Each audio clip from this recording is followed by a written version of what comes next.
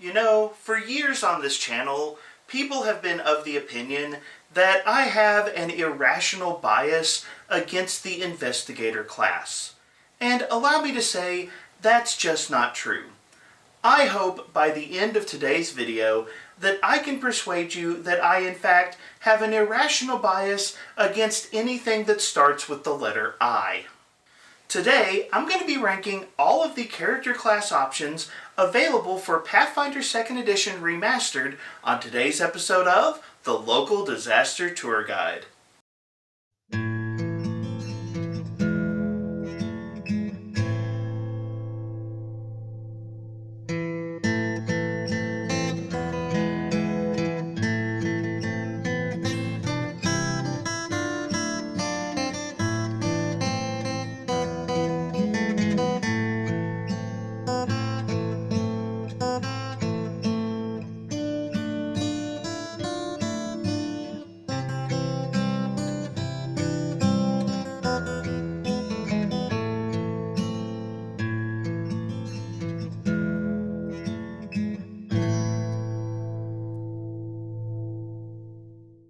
Hello travelers and tourists, my name is Mark and I'm the Local Disaster Tour Guide. That's right, I am a storyteller that has 67 note cards I need to get through in order to finish today's video, and that should be all of the evidence you need that content creators have no concept of self-preservation.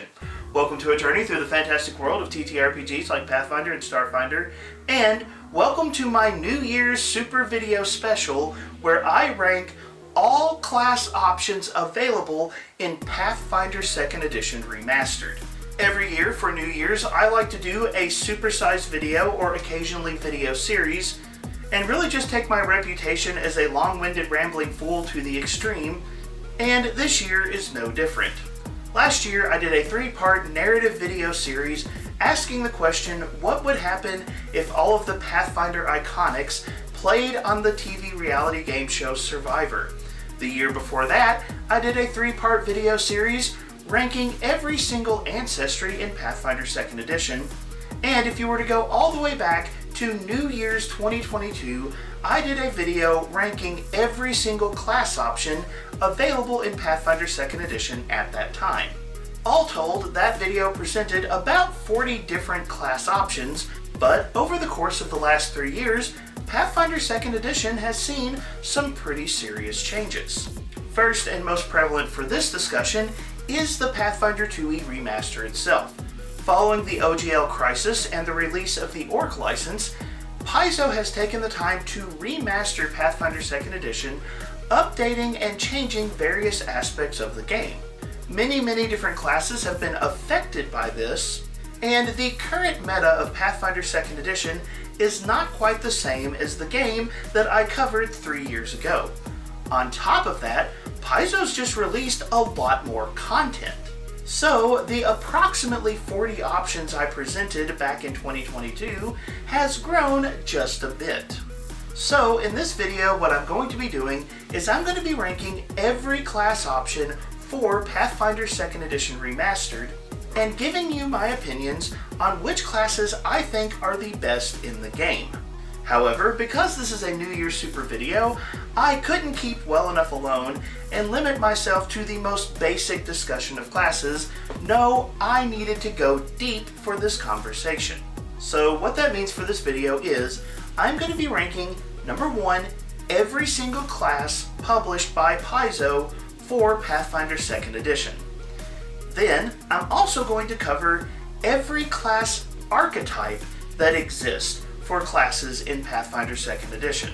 And by the way, if a class archetype could be applied to multiple classes, I will be looking at each example of a class with that given archetype separately.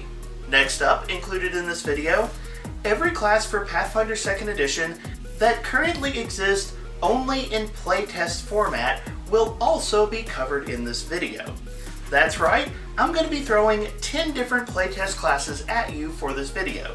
The Commander and Guardian from the Battlecry playtest, and the Necromancer and Runesmith from the Impossible playtest that is ongoing right now. By the way, links to that in the video description.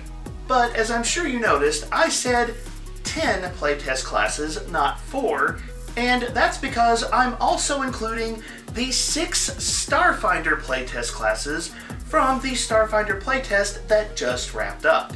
You see, one of the cool things about the design for Starfinder 2nd Edition is Paizo is deliberately designing the content for that game so that content from Pathfinder 2e and Starfinder 2e is cross-compatible. While I realize most Pathfinder games will not use Starfinder content, it is theoretically possible for someone to bring a Starfinder 2e class to a Pathfinder game, and an example of that might be a game set in Numeria. So I will be including the Starfinder playtest classes in this video ranking as well. Finally, for purposes of this video, I intend to include a few classes from third-party publishers. The first class that I'm going to talk about is the Warlock that was written by author Joshua Birdsong, better known in the Pathfinder community as Improfit, and released as part of his Improfit's Tome book that's going to be available to the community this year. The other 2 classes I intend to cover come from Roll for Combat's Battlezoo Eldamon book and include both the Eldamon Trainer class and the Elemental Avatar class as presented in this book. By the way, in regards to both Improfit's Tome and Battlezoo Eldamon, be on the lookout down the road in 2025 because I do plan to do full reviews of both of these products later on this year. But you can consider those 3 classes to be a little bit of a teaser preview of those reviews, as I will be talking about those classes, what they have to offer, and how I think they rank compared to other Pathfinder 2e classes in this video. All told, that means I'm going to be ranking 64 different character class options in this video from worst to best in terms of how I think they stack up against one another.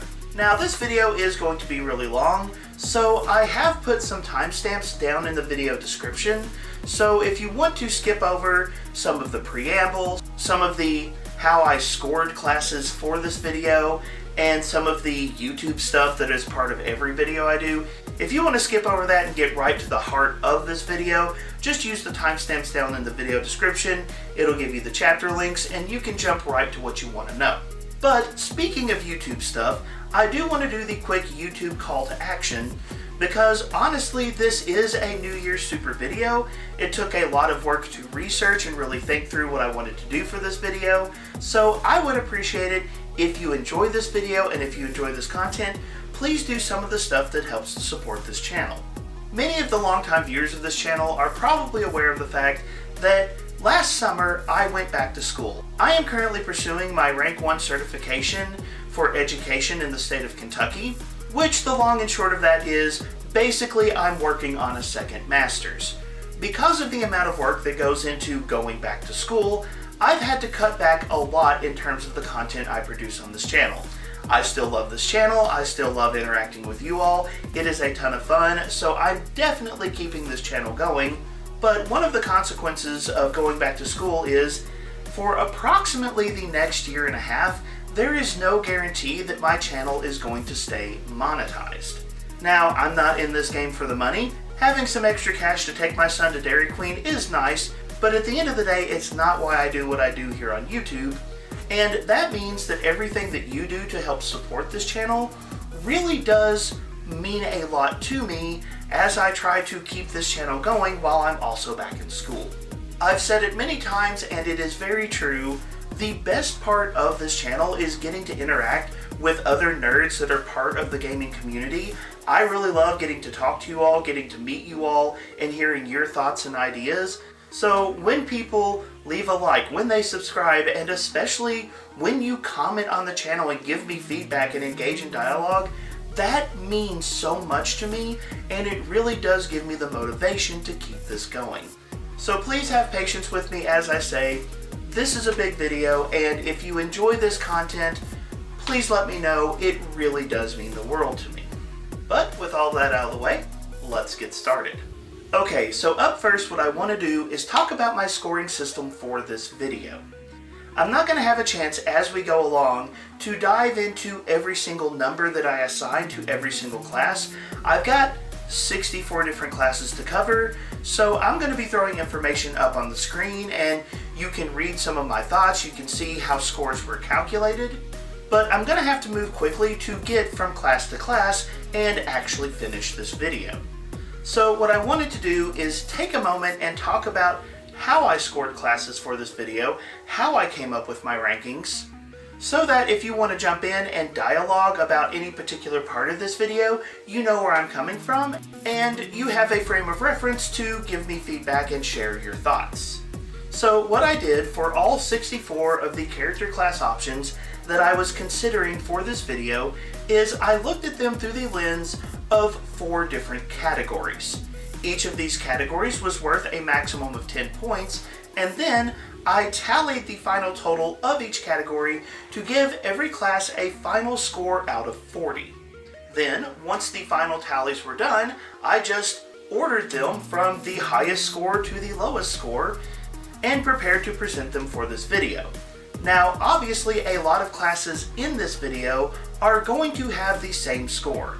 In fact, there is a huge pack of classes that scored either 25 or 26 out of 40 in this video. And anytime you have classes that share a score, the actual order of those classes really just boils down to my personal preference or biases, and I fully admit that. Anytime multiple classes have the same score, the tiebreaker was really just me asking, okay, which of these do I like more? So obviously this video ranking comes with a pretty heavy dose of my personal opinion throughout the entire thing. Still, I would like to talk about the 4 categories that I selected a little more in depth to help you understand what they mean. These categories were effectiveness, flavor, narrative, and accessibility. Effectiveness is a simple measure of how effective the class is in play. If you sit down with this class at a Pathfinder 2e table, are you going to feel like you are contributing effectively to your group the majority of the time? The higher the ranking, the more effective I feel like the class tends to be. Next up is flavor. Now, I know it says flavor, but this is still a mechanical consideration for me. The flavor category is asking the question, how well do the mechanics of a class mesh with the flavor that the class is supposed to represent? You can have a class that is very mechanically effective, but you don't necessarily feel like you're playing the character you want to play, and so I divided mechanics out into the question, how effective is it mechanically, and how well do mechanics attach to the flavor of the class. The third category is narrative, which is a simple question of how well do I feel like Paizo or the other authors that I might be covering left narrative hooks in the class that really help you get into the character that you're portraying. Mechanics are certainly important, but if you have a class that is nothing but mechanics, it can feel very bland at the table, and having aspects of the class that lend themselves to good narrative, good storytelling, I think is very important. So the narrative category is a reflection of how well I think those story hooks have been left inside of various class options. The final category is called accessibility, but I think it's better titled accessibility and miscellaneous. The majority of this category is simply the question, how easy is it to play this class? Now, I have long said on this channel that complexity should not rule out a given class at the gaming table. If you are really passionate about a particular character concept, if it speaks to you on a certain level, then by all means go ahead and play it, even if it's a more complex class, because enthusiasm outweighs complexity 10 times out of 10. But it is also true that complexity can be a hurdle into getting into a game or getting into a character. If you're spending a lot of time struggling with the specifics of how mechanics work, it can be kind of difficult to get into the narrative of what your character is doing, and designing a class so that the mechanics don't get in the way of storytelling is an important consideration in good class design, and that is the main thing that the accessibility category is measuring in this video.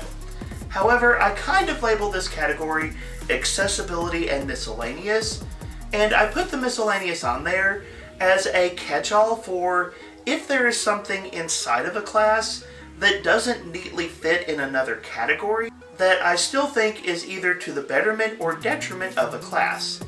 So if there's some random tidbit about a class that stands out but doesn't fit neatly anywhere else, it kind of gets lumped into the accessibility category as well. So that's what each of the categories mean for purposes of rankings in this video. Now I want to talk about how I actually did the scoring.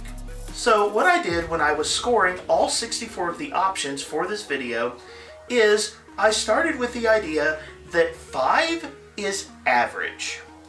And I went through every single option for all 4 categories and I found my 5s.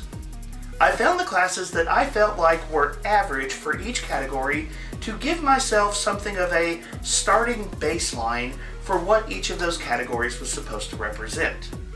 Then I looked for the classes in each category that I thought were poor performers and top performers in each category as well.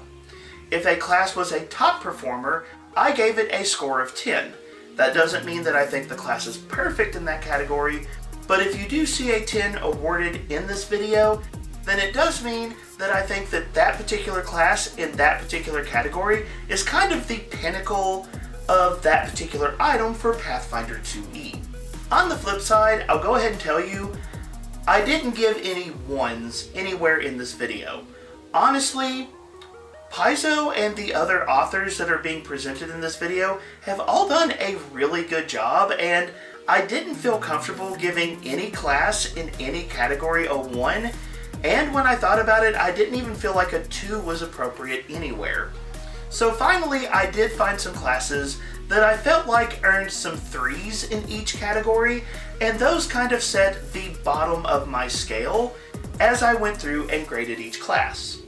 So for each category, I had an average rating, I had a poor performer, I had a top performer, and I would compare that class to the benchmarks that I had set in that category to ask what score I think a class deserved.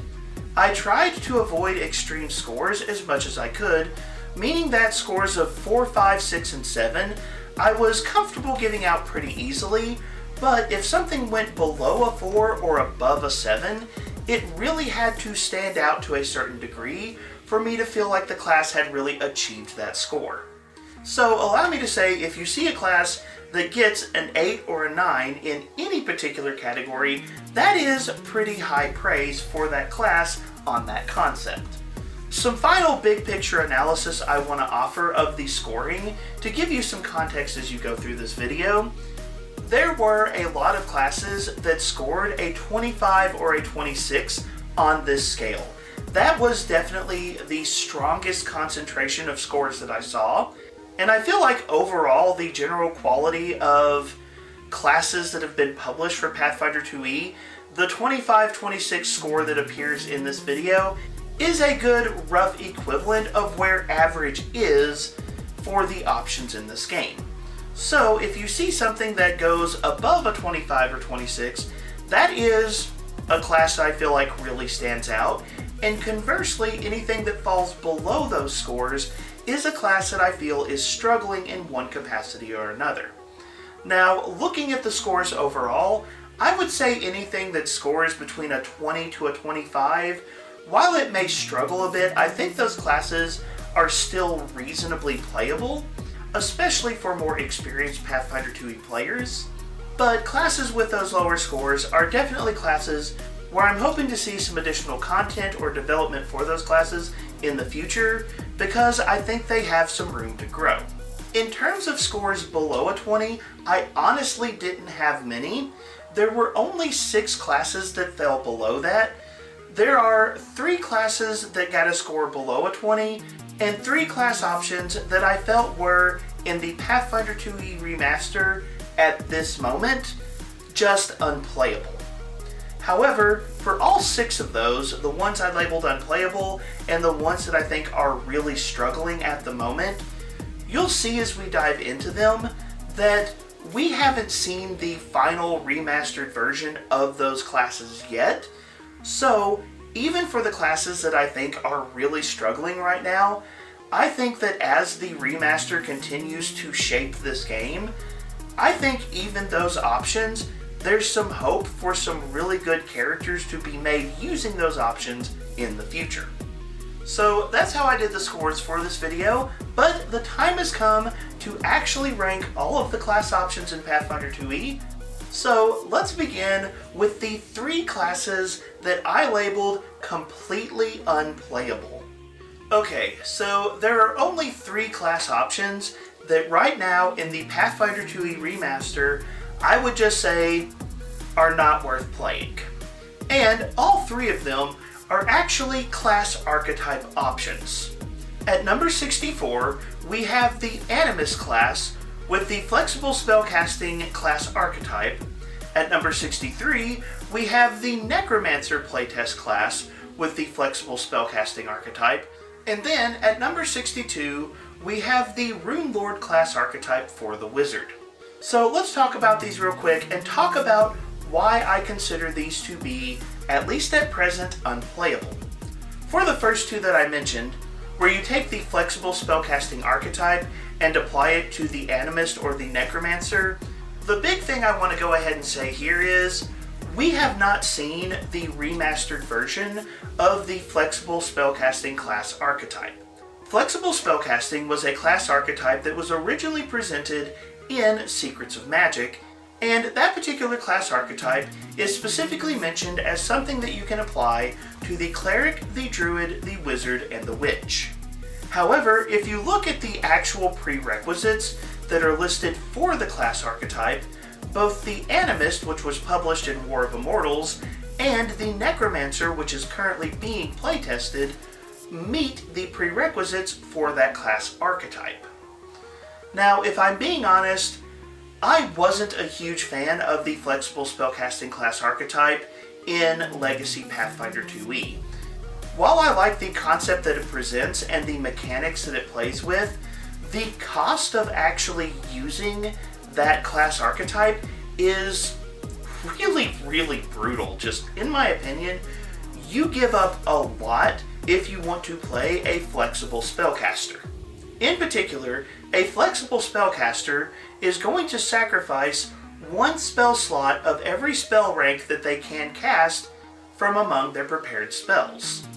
That is a huge loss in potential power, and what ends up happening to both the Animist and the Necromancer if you apply this formula as it currently exists is, well, they have 2 prepared slots, and if you lose one of those, well, you've got 1 prepared slot left, and saying that you have 1 flexible spell slot isn't really that flexible. So the Animist and the Necromancer both feel like classes where if you apply the legacy version of this class archetype to these newer classes, you're going to walk away with a class that just loses too much and gains nothing. Now, as I mentioned, we are discussing the legacy version of flexible spellcasting. We haven't seen what the remastered version of this class archetype is ultimately going to look like, and personally, I really hope that the remastered version of this class archetype gets a bit of a glow up in the remaster. When we finally see it, I hope that it's a bit stronger or it brings a little bit more to the table, because like I said, the legacy version was a little disappointing across the board, and I feel like it could use something extra just to begin with, and maybe if we get a stronger version of this class archetype, you could come back and apply it to classes like the Animist and the Necromancer, and get something that could actually be playable at the table. But current version of Animist and Necromancer with the legacy version of flexible spellcasting, I would consider entirely unplayable. The other unplayable option at the moment is the Runelord class archetype for the Wizard, and the reason I say this one is unplayable is because the Runelord class archetype leans very heavily into the old idea of spell schools that existed in the legacy version of Pathfinder 2e. That is one of the big changes that Paizo was forced to make as part of the OGL Crisis and the remaster project that they did. The old concept of schools like abjuration, conjuration, evocation, those things have gone away in the remaster, and that means that essentially if you want to play a Rune Lord in the Pathfinder 2e remaster, you either have to completely resurrect the old rules, and thanks to websites like Archives of Nethys, that is feasible to do, but in that case you are functionally playing with the old version of spellcasting just to have one class in your game. Or the other alternative is you and your game master sit down and rewrite essentially 7 different versions of a class archetype, which is honestly just a ton of work. The legacy version of the Rune Lord for the Wizard class is just, in my mind, not compatible with the Pathfinder 2e remaster, but the good news on this front is we do know in the next couple of months, when the Rival Schools book comes out, Paizo is going to be presenting the remastered version of the Rune Lord for the Wizard, and I am honestly hyped. The Rune Lord is one of my favorite class archetypes from Legacy Pathfinder 2e, and it kind of breaks my heart that it just doesn't work in the game right now. I don't want to dive deep into gaming history, but allow me to say the Rune Lord really represents some older mechanical ideas about how spellcasting should work in a game like Pathfinder, and as someone who's gamed for a long time, I really love seeing those older ideas represented.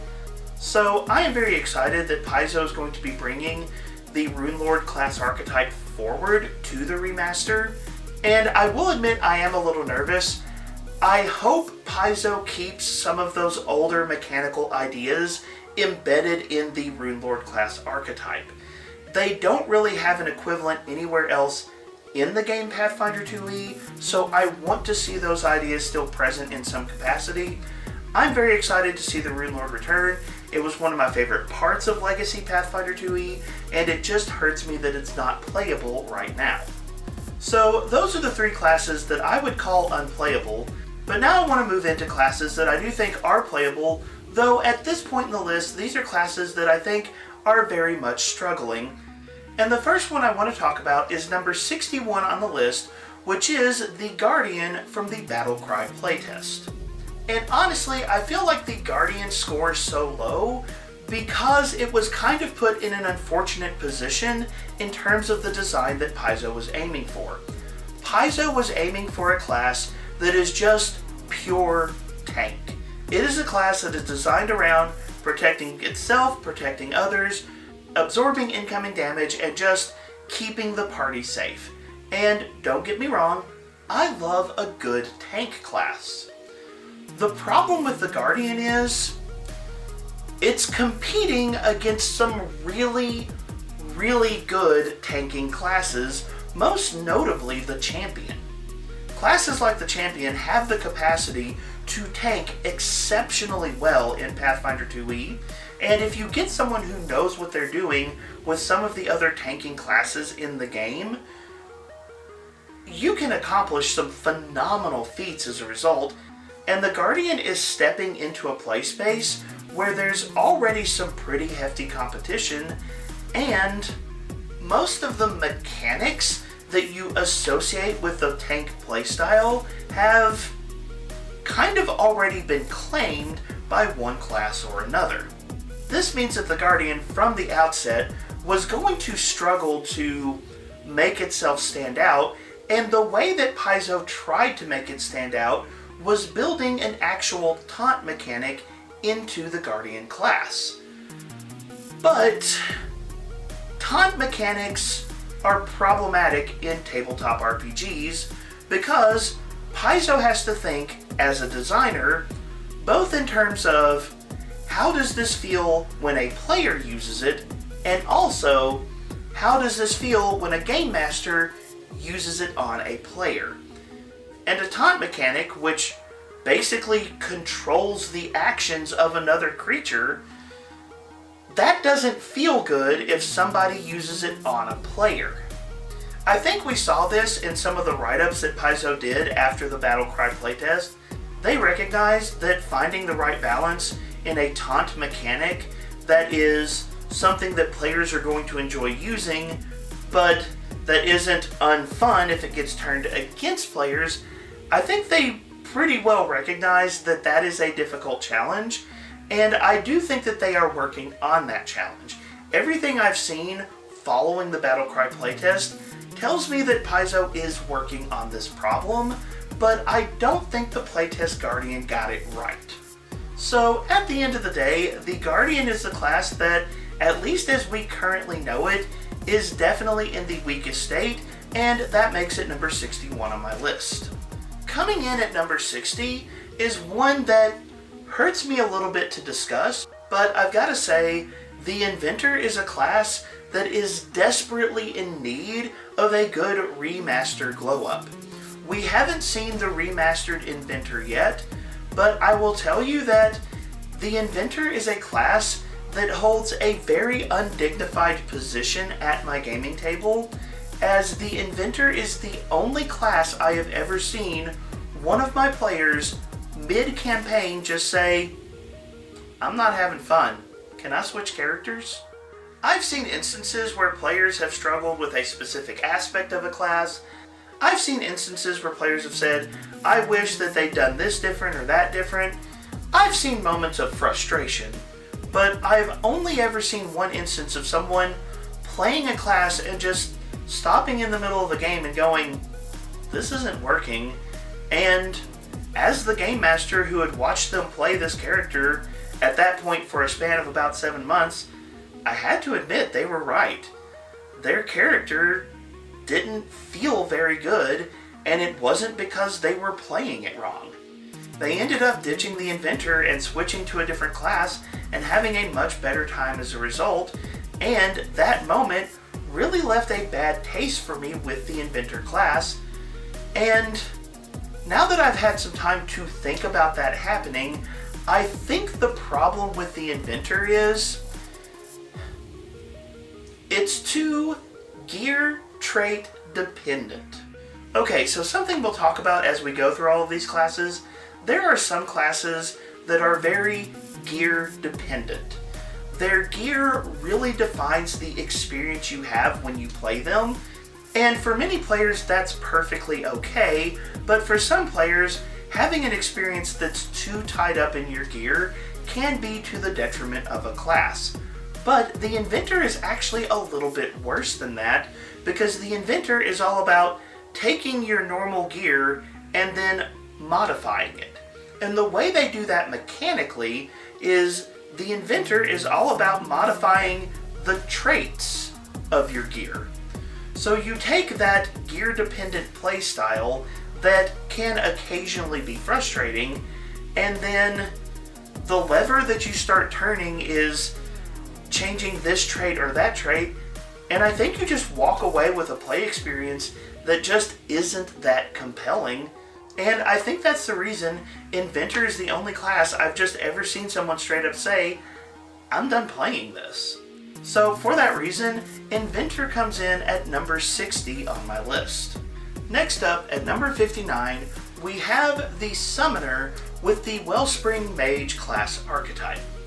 Wellspring Magic is another class archetype that was introduced in Secrets of Magic along with flexible spellcasting, and Wellspring Magic is another one of those class archetypes where I'm really hoping for a remaster glow-up whenever Paizo revisits this concept, because just like flexible spellcasting, in order to use Wellspring Magic, you have to sacrifice spell slots, which is a pretty steep price to pay. Honestly, both flexible spellcasting and Wellspring Magic really suffer for me in general. There are not a lot of occasions where I enjoy using these archetypes, and I generally think that both need some extra love to really make them compelling mechanical options.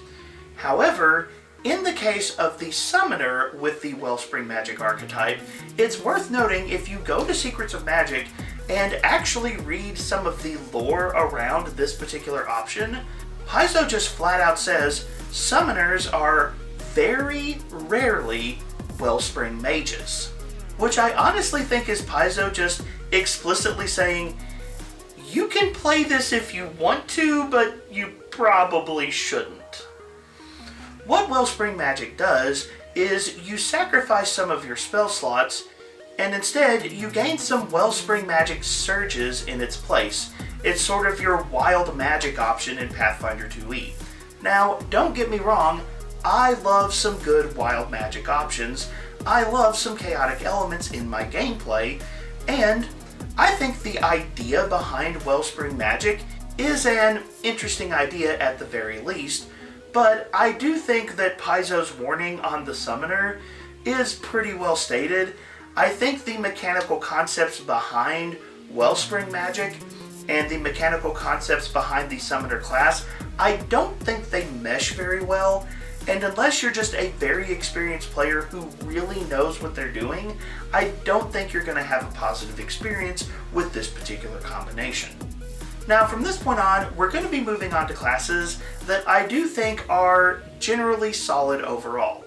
There's still going to be some classes that I think struggle compared to other classes in the game, but at this point, the overall scores are a reflection of the fact that I think the classes we're discussing from here on out are reasonably playable in most games. There may be some instances where you want to talk to your storyteller, there may be some instances where you want to negotiate with your storyteller, but overall, I think everything from this point out is pretty playable, and if it's something that interests you, I think is worth considering for a game. So for number 58, let's go back to the Summoner, but let's give it a different class archetype. Let's talk about the Remastered Elementalist from Rage of Elements. Now, Elementalism was a class archetype in Secrets of Magic, but that particular archetype has been updated in Rage of Elements, where we now have the Elementalist as a fully remastered option in the game.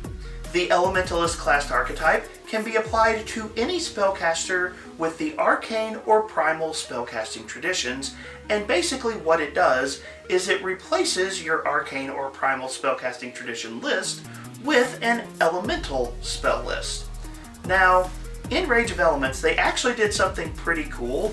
They created two different elemental philosophies. There's the Inner Sea philosophy and the Elemental Cycle philosophy, and both of those philosophies have different elements that are part of their philosophy. So the Elementalist class archetype is technically two different class archetypes that just have the same structure. It's pretty cool, it's pretty interesting. There's a lot of details I can't dive into here. What I will say about the Elementalist class archetype, regardless of which philosophy you go with, I feel like the Elementalist suffers anytime that it's paired with a spontaneous caster. The elemental spell list can be pretty good and packs a pretty good punch in a lot of circumstances, but spontaneous casters really have their access to their spell list heavily constrained by their spell repertoire. And the problem for the Summoner is, the Summoner has a really tiny spell repertoire. This ultimately means that the effect of the Elementalist class archetype on the Summoner is incredibly negligible, and you're just not going to get a lot of mileage out of it. There are certain concepts that could be pretty compelling, especially some of the Summoners with Primal Eidolons. I think you could have a little bit of fun with that, but overall I just feel like the limited spell slots of the Summoner means it's not going to get much mileage out of the Elementalist archetype, and for that reason it lands at number 58 on my list. I'll go ahead and admit that number 57 on my list is one that's so low because I just don't think it clicks for me. And that is the Bard using the Wellspring Magic class archetype. I've already talked about Wellspring Magic, and in general I do enjoy chaotic options inside of my game, and being honest, the Bard is a chaotic class, but for some reason Bard and the Wellspring surges that come with the Wellspring Mage class archetype, it doesn't click for me. There's nothing there that compels me to play this combination, and I feel like the Wellspring Mage would actively detract from the fun of the Bard class for me. And if I'm being honest, I haven't been able to put my finger on why. This seems like a combination on paper that I should like more than I do, but I just don't. So ultimately, this is just a combination where the flavor doesn't click for me, and for that reason, the Wellspring Bard lands at number 57 on my list. At number 56, we're going to have another pairing of the Elementalist class archetype, this time with the Sorcerer class. Now, as I've mentioned before, the Elementalist can pair with any arcane or primal class, and there are arcane and primal versions of the Sorcerer, so there are options where you can combine these two. And the Elementalist Sorcerer kind of has the same struggle that I talked about with the Summoner just a few moments ago. The Elementalist archetype, I feel like, struggles anytime it's paired with a spontaneous caster class, and that is very true in this instant.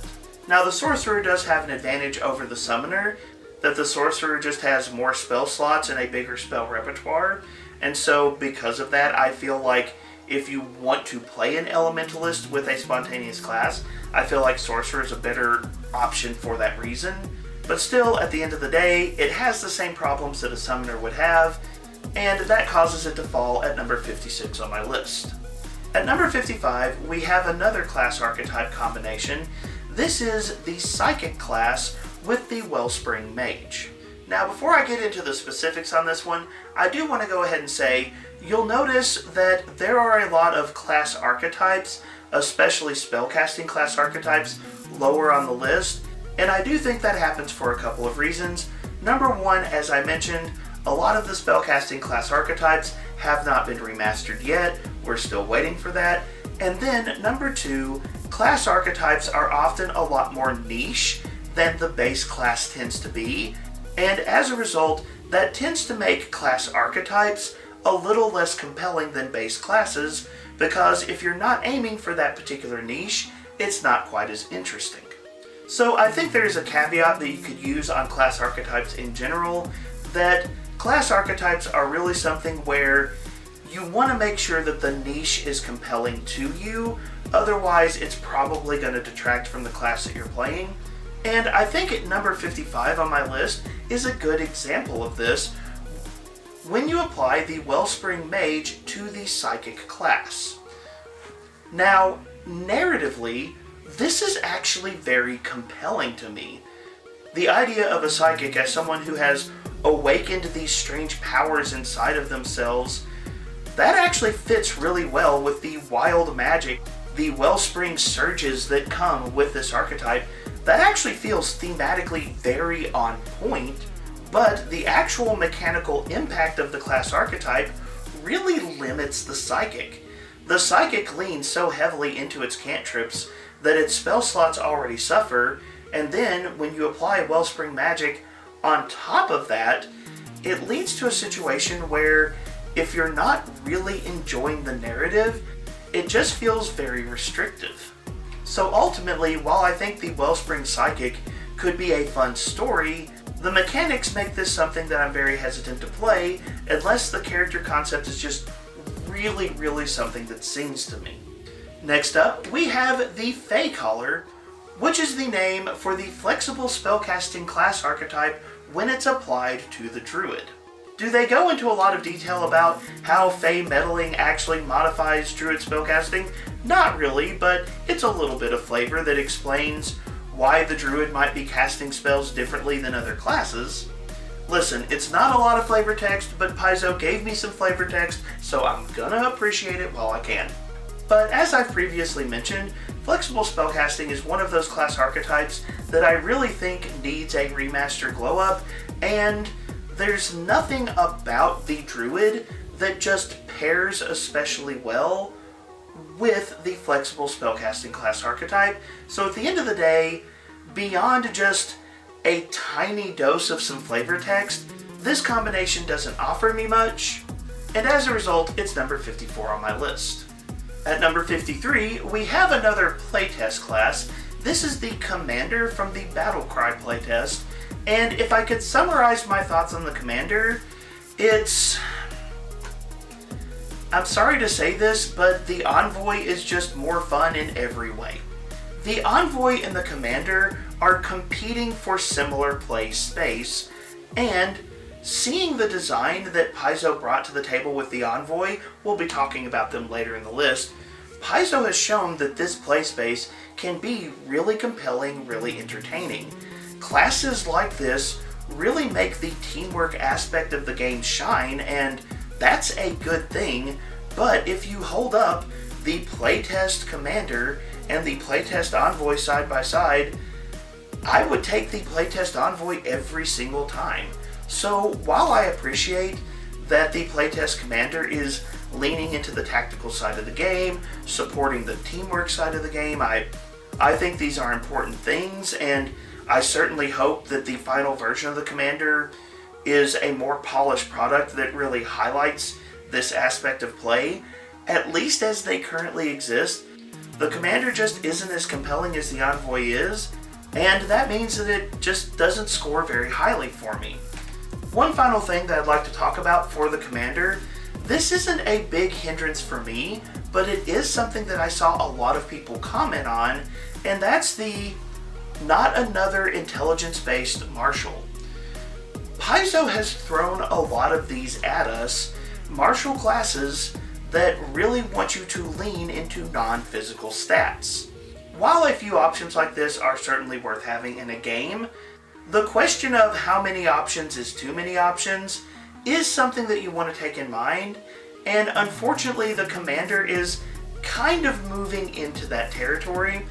I really hope that the final version of this class can bring something extra to the table to make it a little more compelling, but right now the commander just doesn't stand out at all. Next up at number 52, we have the Magus, and here I'm talking about the base class version of the Magus. No class archetypes, no playtest to discuss, just the base version of the class. Now, we haven't seen the fully remastered version of the Magus yet. I do think there will be a little bit of a glow up coming in that regards, but the essential summary of the Magus for me is, mechanically, it's solid, and the Magus has some of the most fun critical hits in the entire game. That is a solid selling point for the class, but ultimately it's also kind of the only selling point of the class. Blending martial and magic together and landing some just absolutely brutal spell strike hits, that is fun, but beyond that, I don't feel like the Magus brings a lot to the table because it's so focused on the mechanics of the core identity of the class. This is one of those situations that I talked about earlier where a class is so heavily invested in the mechanics that I feel like it loses something narratively, and ultimately that injures the Magus for me. I don't dislike the class, and I think that a smart player who puts some time and thought into their Magus, I think you can bring a lot to the table with this class, but ultimately it lands a little shallow for me, and that leaves it at number 52 on my list. At number 51 on my list, we have another base class that I want to discuss, and that is the Psychic from Dark Archives. Again, like the Magus, we haven't seen the full remastered glow-up of the Psychic, so again, I think this is one of those classes where there's probably going to be some positive developments down the road, but ultimately my thoughts on the Psychic are this. It is a class where a lot of the complexity is front-loaded, and the early levels struggle as a result. Psychics lean really heavily into cantrips and really manipulate what you can do with cantrips, but that means that if you're going to play a Psychic, that the learning curve is very steep. And ultimately that makes Psychic one of the least accessible classes in the entire game. Now, I do think that if you play Psychic for a while, if you get to some of the higher levels with a Psychic and you get used to the differences in how a Psychic plays, I think if you can get over that initial hurdle, I think the Psychic is a very solid class, but I do think it's a class that is held back by the early levels and just the overall complexity of play at those early levels. Now it's time to head into space and talk about number 50 on my list, which is the Mystic from the Starfinder 2e playtest. A few days before I recorded this video, Paizo released a blog talking about some of the playtest feedback that they had gotten on the Starfinder classes, and in their discussion of the Mystic, you could kind of tell that the feedback said something wasn't quite clicking on the Mystic, and honestly, I agree with that assessment. I enjoy the Mystic conceptually. I think Paizo has some good ideas for the Mystic in Starfinder 2e, and I think the interesting take on healing that the Mystic uses definitely has some potential, but in running some Starfinder 2e playtest, I will say that Mystic is one of those classes where the people who have played a Mystic have struggled to really make best use of its mechanics. Are there some good ideas with the Mystic? Definitely. Do I think the final version of the Mystic's going to be pretty solid? Of course. I think Paizo has found some pretty good data, and I think the final version is going to be cleaned up and polished pretty nicely, but the current version of the Mystic for the Starfinder 2e playtest just isn't quite there yet, and as a result, it lands at number 50 on my list. Coming in at number 49, we return to the Druid and the Elementalist class archetype, and honestly, I don't have a lot to say here. The Druid is a primal spellcaster, and the Elementalist class archetype replaces the primal spell list with the elemental spell list, and like I mentioned before, you've got two different philosophies, so you've got two different takes on what that spell list can be.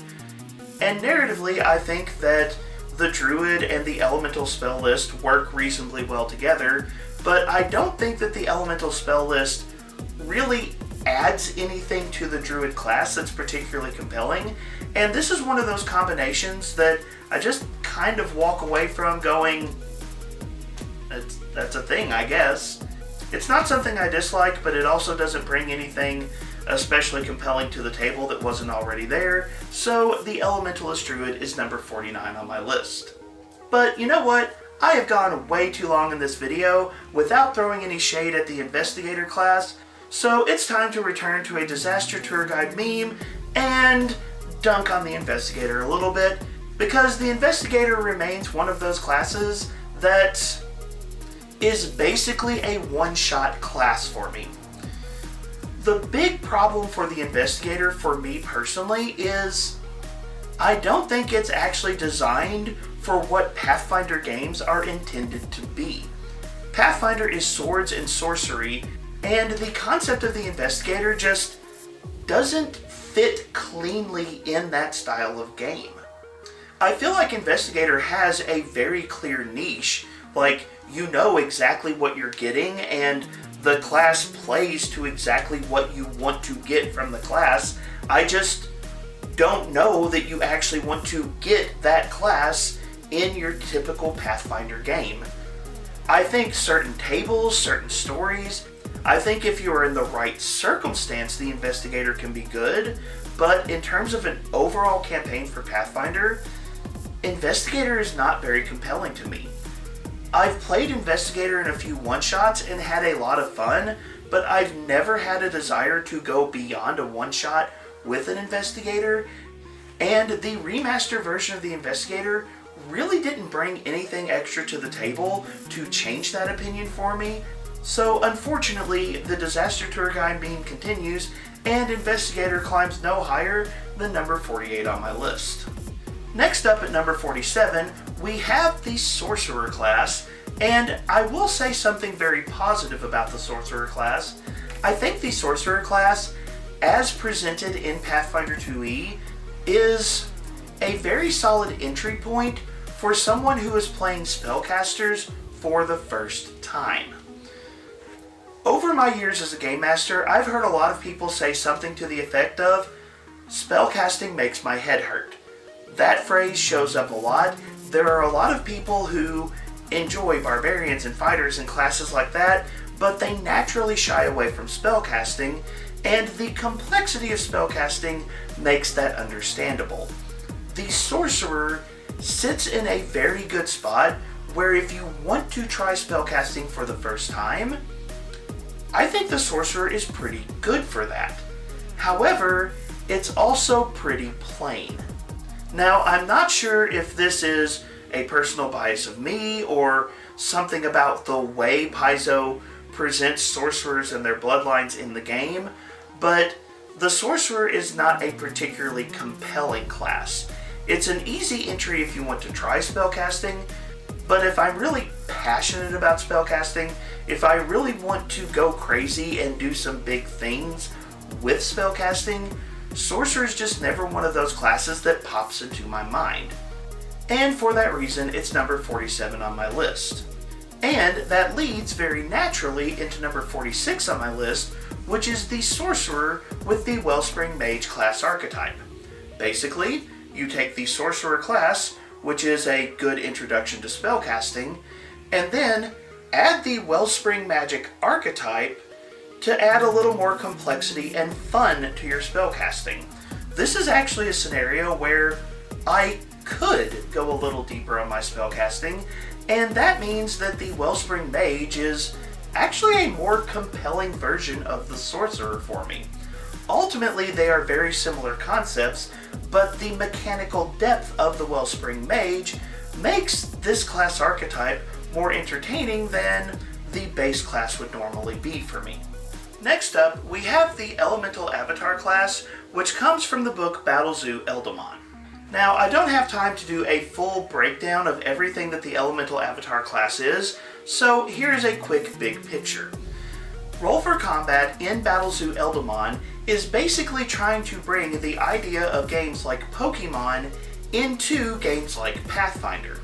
They present the idea of these spiritual creatures known as Eldamon, which embody different elements in the world around them, and they have different classes, the Eldamon Trainer and the Elemental Avatar, that can bond with these spirits called Eldamon and do different things, go on adventures, that kind of stuff. It's basically trying to bring the flavor of the game Pokemon to your Pathfinder table. Now, between the Eldamon Trainer and the Elemental Avatar, I will say I feel like the Elemental Avatar is the weaker offering of the two. Don't get me wrong, I like this class, but the Elemental Avatar, the story behind it is that your character has basically absorbed one of these Eldamon into themselves, and the spirit of this Eldamon inside of them gives them command of different elemental powers. Now, is this an interesting concept? Definitely. The problem for the Elemental Avatar as a class is it's kind of competing in terms of narrative space with the Animist and the Kineticist. And while I think the Elemental Avatar is interesting, I feel like the Animist and the Kineticist both bring a little bit more to the table that kind of cause the Elemental Avatar to pale a bit in comparison. Now, I don't think this is a complete slam dunk. If you are interested in Eldamon and if you're interested in the Elemental Avatar, Battle Zoo's concept of what elements are is notably different from the concepts of elements as presented in Paizo and books like Rage of Elements. The Battle Zoo elements are a much broader and more flexible concept, and that means that the Elemental Avatar has some flexibility into concepts that the Animist and Kineticist can't necessarily imitate. So if you're going Spirit Talker to Spirit Talker, I do think that Animist is a bit stronger. If you're going Fire Element to Fire Element, I do think Kineticist wins out. But when you get into some of the unique elements that Eldamon embody, such as light and death, there's a place where I think you start to see some interesting ideas, and the idea of having an Elemental Avatar of death is honestly kind of fun. So there are some concepts on Elemental Avatar that I think are worth checking out. I just feel like in general, it gets overshadowed a bit by what Animist and Kineticist bring to the table. At number 44, we have one of the newest class archetypes in the game. That is the Battle Harbinger Cleric from Lost Omen's Divine Mysteries. This is a class archetype that heavily modifies what the Cleric can do, making it a significantly more martial class. Your spellcasting progression is replaced by a spellcasting progression more akin to what a Magus can do, and your Divine Font, those free heal or harm spells that a Cleric can normally throw out, gets replaced instead with the ability to cast a Bane or Bless. Now, in terms of defined niche, I think the Battle Harbinger is actually pretty good. You definitely know what you're aiming for if you pick a Battle Harbinger as your character class, And while it kind of competes with classes like the Champion tends more towards defensive play, and the Battle Harbinger tends more towards offensive play, so I feel like it still maintains a reasonable identity. Honestly, the main problem is, I kind of feel like the Battle Harbinger sacrifices just a bit too much of what you want the Cleric to do. Like, losing out on Divine Font Heal, that is a massive change for the Cleric, and the general narrative that you're going for if you're playing a Cleric, I feel like the traditional Cleric abilities fit that a little more cleanly. The Battle Harbinger has a good niche, but it's definitely niche, and that means it's number 44 on my list. Another very niche class archetype is the Spellshot for the Gunslinger class. This is a class archetype that mixes the gunplay of the Gunslinger with some spellcasting options, and kind of like the Magus, the idea of loading some magic into a bullet and landing a devastating hit as a result can be really compelling. I think the Spellshot's niche is pretty evident and is pretty fun to play, but I do worry a little bit with the Spellshot class archetype that it's ultimately just a little bit more complex than what you might want to do in order to get those results. Dealing with all of the complexity that is guns and the gear associated with guns, and then adding spellcasting complexity on top of that, some people really enjoy that, but I feel like a lot of players, that's probably more than they want to do. And so overall, while the Spellshot is a fun niche, it's also a pretty complex concept, so that puts it down at number 43 on my list. Now, starting at number 42, we're actually moving into kind of the main pack of classes on this list. Number 42 on my list is the Invoker, which is the title for the Witch with the flexible spellcasting archetype. I've already mentioned there are a lot of classes that scored either a 25 or a 26 as their total score on this list, so we're kind of in the main body of classes here, and it's at this point in this list where you could really start switching a lot of classes around, and it wouldn't make a lot of difference to me. For the Invoker, I've already mentioned flexible spellcasting isn't my favorite spellcasting archetype. I want to see this get revisited in the remaster and upgraded a bit, but you are applying the flexible spellcasting archetype to the Witch, which I think is a very flavorful and fun class. So at the end of the day, I feel like the Witch base class really brings the flexible spellcasting archetype up here, allowing it to land at number 42 on my list. Next up, we have number 41, which is the Swashbuckler. And if I'll be honest, the Swashbuckler represents a playstyle that is not my personal favorite. So there's probably a little bias knocking the Swashbuckler down a bit on my list, but I will admit that the Swashbuckler has a pretty fun play style and a pretty well-defined niche. Kind of like the Magus, the Swashbuckler has some pretty good burst damage as a result of how the class is built. And landing some devastating finishers as a Swashbuckler is a lot of fun. Pair that up with some strong and entertaining movement abilities, and you definitely have a class that brings some fun stuff to the table. I can see why a lot of people do enjoy the Swashbuckler. It may not be my cup of tea, but there's a lot of good things here. I'd say the main concern with the Swashbuckler is how complex their action economy can be, but in the remaster, Paizo actually addressed that concern pretty well with the Bravado trait. So even in regard to that concern, I do feel like the Swashbuckler is in a pretty positive place. Overall, the Swashbuckler is a pretty solid class, it's just not my personal cup of tea. At number 40, we have the Elementalist Wizard. As previously mentioned, the Elementalist is a class archetype that can be paired with any arcane or primal spellcaster, and the Wizard is an arcane spellcaster, so Elementalist is an option for them. Again, with the Elementalist, you have two different philosophies presented in Rage of Elements, and that means that you actually have some interesting implications for wizard schools if they go with the Elementalist class archetype. Some of the interactions between the wizard and this particular class archetype are actually kind of fun to me. The real thing that holds this combination back for me is I just kind of prefer the arcane spellcasting tradition. When I think of a wizard, the arcane spell list is closer to what I imagine in my mind, so while the Elementalist is fun, ultimately it's not as compelling as the base class, and that means that the Elementalist Wizard is number 40 on my list. At number 39, we have a class that's been middle of the pack for me since pretty much the launch of Pathfinder 2e, and that is the Monk class. Now I will admit, the Monk got some subtle but entertaining glow-ups in the Pathfinder 2e Remaster. There are some fun things there, and over the years the Monk has slowly been growing on me. I don't know if Paizo's approach to the Monk class is really how I want the class to be done, but I can see why they do it the way that they do. Still, at the end of the day, Monk has always kind of been a middle-of-the-pack class for me, and that really hasn't changed in the Remaster, so the Monk is sitting comfortably at number 39 on my list. At number 38, we have the Arcanist, which is the specific title given to the wizard with the flexible spellcasting archetype. Now, I'm not going to rehash everything on flexible spellcasting.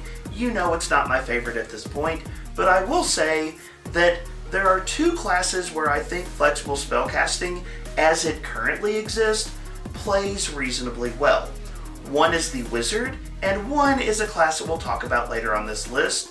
Wizards that take the time to invest in a particular school of spells naturally offset the main problem I have with flexible spellcasting, and I think that the final product is actually pretty solid. I think I still prefer the base wizard overall, but I could see some scenarios where the Arcanist, the flexible spellcasting wizard, is something I would be interested in trying out at a table. So I can't complain too much about this combination, and they ultimately land at number 38 on my list.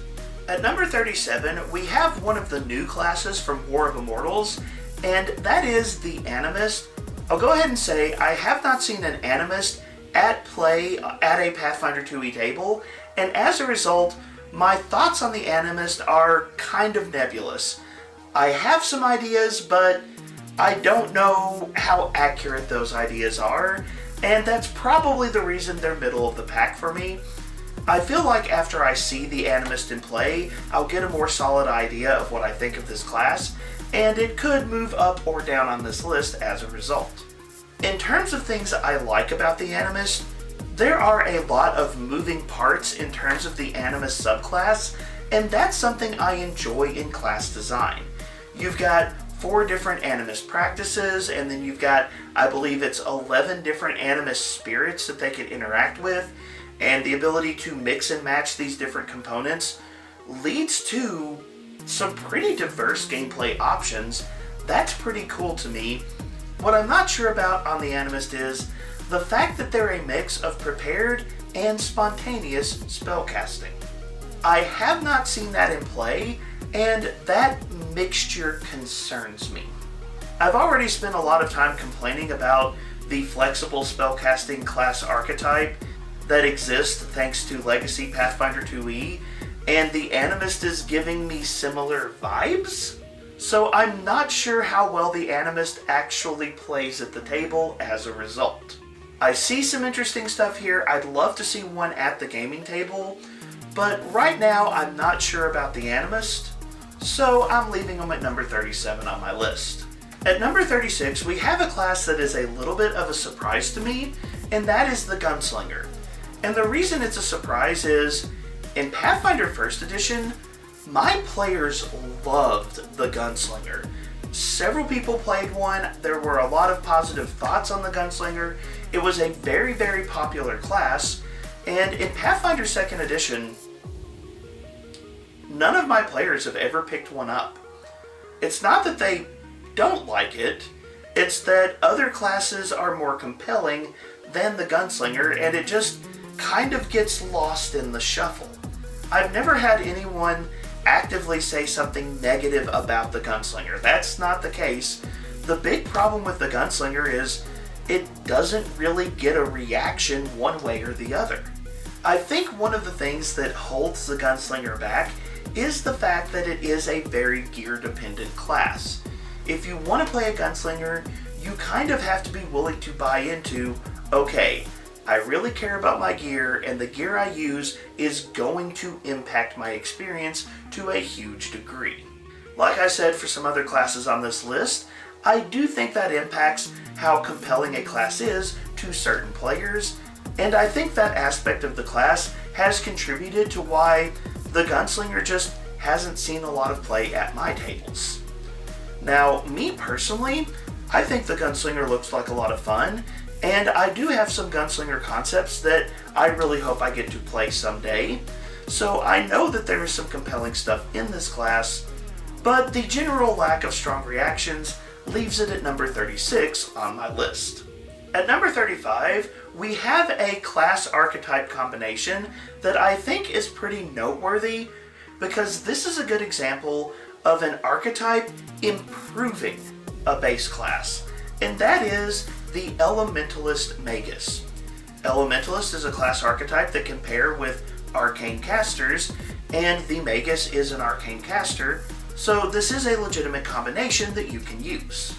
And if you remember my discussion of the Magus earlier, one of the issues I have with the Magus is it feels like a class that is so focused on mechanics that it loses some of its narrative hooks and some of its narrative weight, and the act of switching out the arcane tradition for the Elementalist spell list, I think actually adds some of those narrative hooks back in to make the class more interesting. When you combine that with the fact that Elementalist comes with two different philosophies, meaning you can get two very different versions of the Elementalist Magus, and that adds even more complexity and interest to the class, and ultimately I think the Elementalist is a very smart change for the Magus. It doesn't really hamper the power of the class, the mechanics pretty much stay the same, but it adds some more narrative weight, and that's a good thing. And speaking of classes that are all mechanics and no narrative, let's go ahead and talk about the Fighter. This is actually a class that I wish was lower on the list, but I have to admit it's a pretty solid class. The Fighter is mechanically powerful. In fact, it's a bit of a meme in the Pathfinder community that the Fighter just does certain classes better than other classes. Roll up a Fighter and take the archetype for whatever class you wanted to play, and now you have that class with better weapon proficiencies. I do think that argument is a little bit simplistic in nature, but I also understand where the complaint comes from, and it kind of highlights why the Fighter frustrates me. The Fighter is the top performer in the effectiveness category for me, and it's the poor performer in the narrative category. I really love how effective this class is, but I feel like this class is starving for narrative hooks. The Fighter is the epitome of what I would term a blank slate class. If you are a very skilled artist, you can bring some very good stories to the blank slate that the Fighter offers you, and I've seen some players make some very compelling fighters, but if you're not bringing those narrative options to the class, there's definitely nothing here that you can hang your hat on, and that imbalance between mechanics and narrative is something that frustrates me. Still, overall, because the class is as effective as it is, it lands at number 34 on my list. For number 33 on my list, we have the Witch class with the Elementalist class archetype, and this is another case of I really like the Witch, and the archetype is okay here, I guess. The Elementalist spell list can replace both the Arcane and Primal spell list, and the Witch has patron options in both of those categories.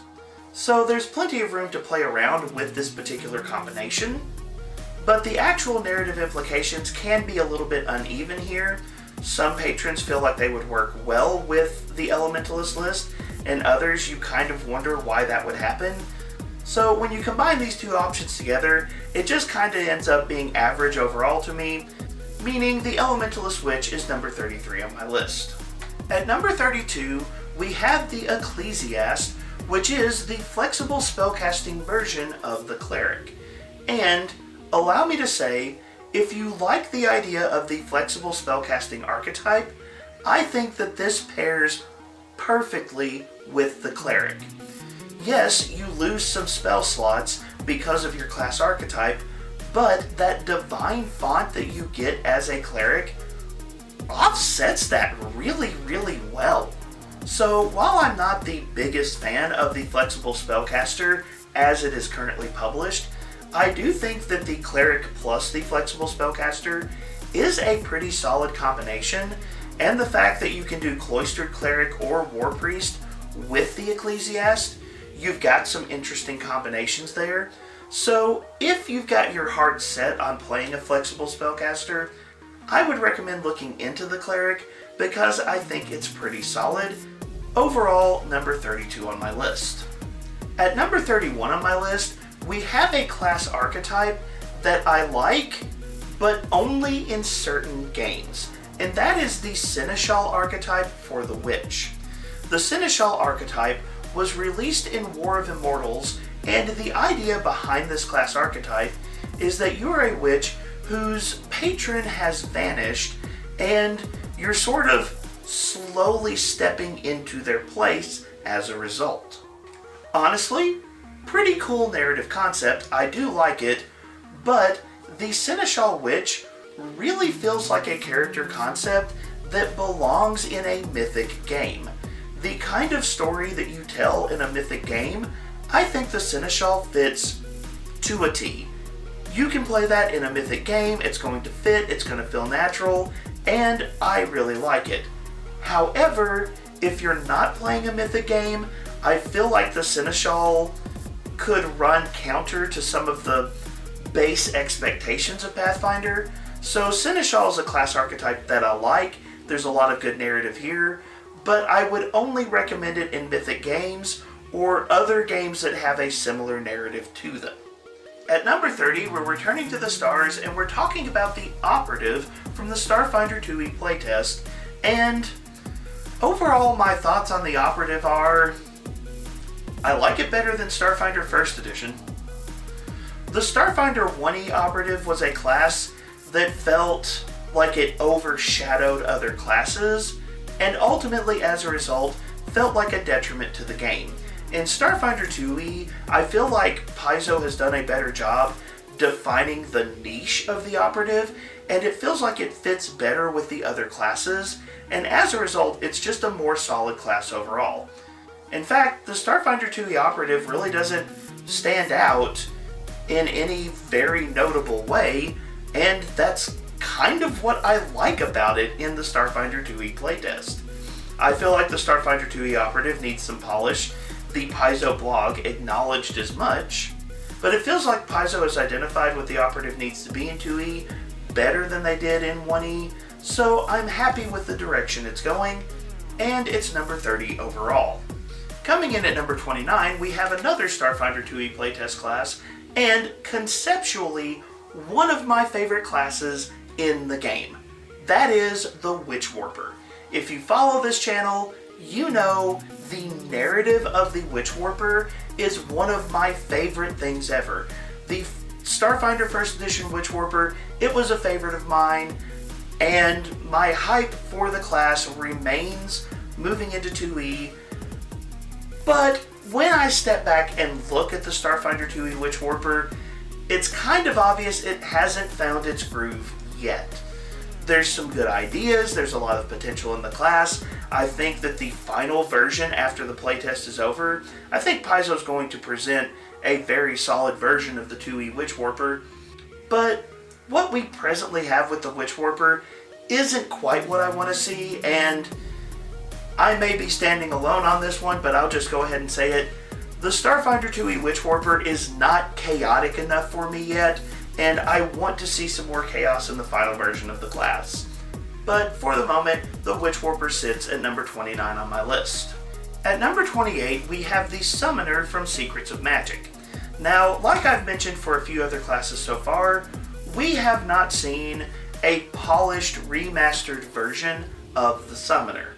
So I do have some hopes for some positive updates in the future, but the base version of the Summoner is pretty solid. Overall, the question with the Summoner for me is, how much do you buy in to the Eldamon portion of the class? That Eldamon, that special buddy that your Summoner has bonded themselves to, that's really the selling point of the Summoner class, and I think Paizo has done a lot of good work making the Summoner's Eldamon a very compelling mechanical option. I will say that the Summoner's Eldamon far outweighs anything I've ever seen with the Inventor's Construct, for example. So I do think the Eldamon is a pretty solid selling point. The big criticism I have of the Summoner class is the actual Summoner feels like a secondary character. The Eldamon is so important that your actual character seems kind of forgotten as a result. In the future, I'd like to see a little more emphasis added to the Summoner half of the class, but overall the Eldamon is a lot of fun, so the Summoner is pretty solid, and it lands at number 28 on my list. At number 27, we have another playtest class, and this is one of the current playtest classes. It is the Runesmith that is part of the Impossible playtest. Now, if I'm being honest, right now the Runesmith is getting similar vibes to the Magus and Fighter for me, in that it feels very heavily mechanics focused. But this is a playtest, and focusing on mechanics is kind of the point of a playtest.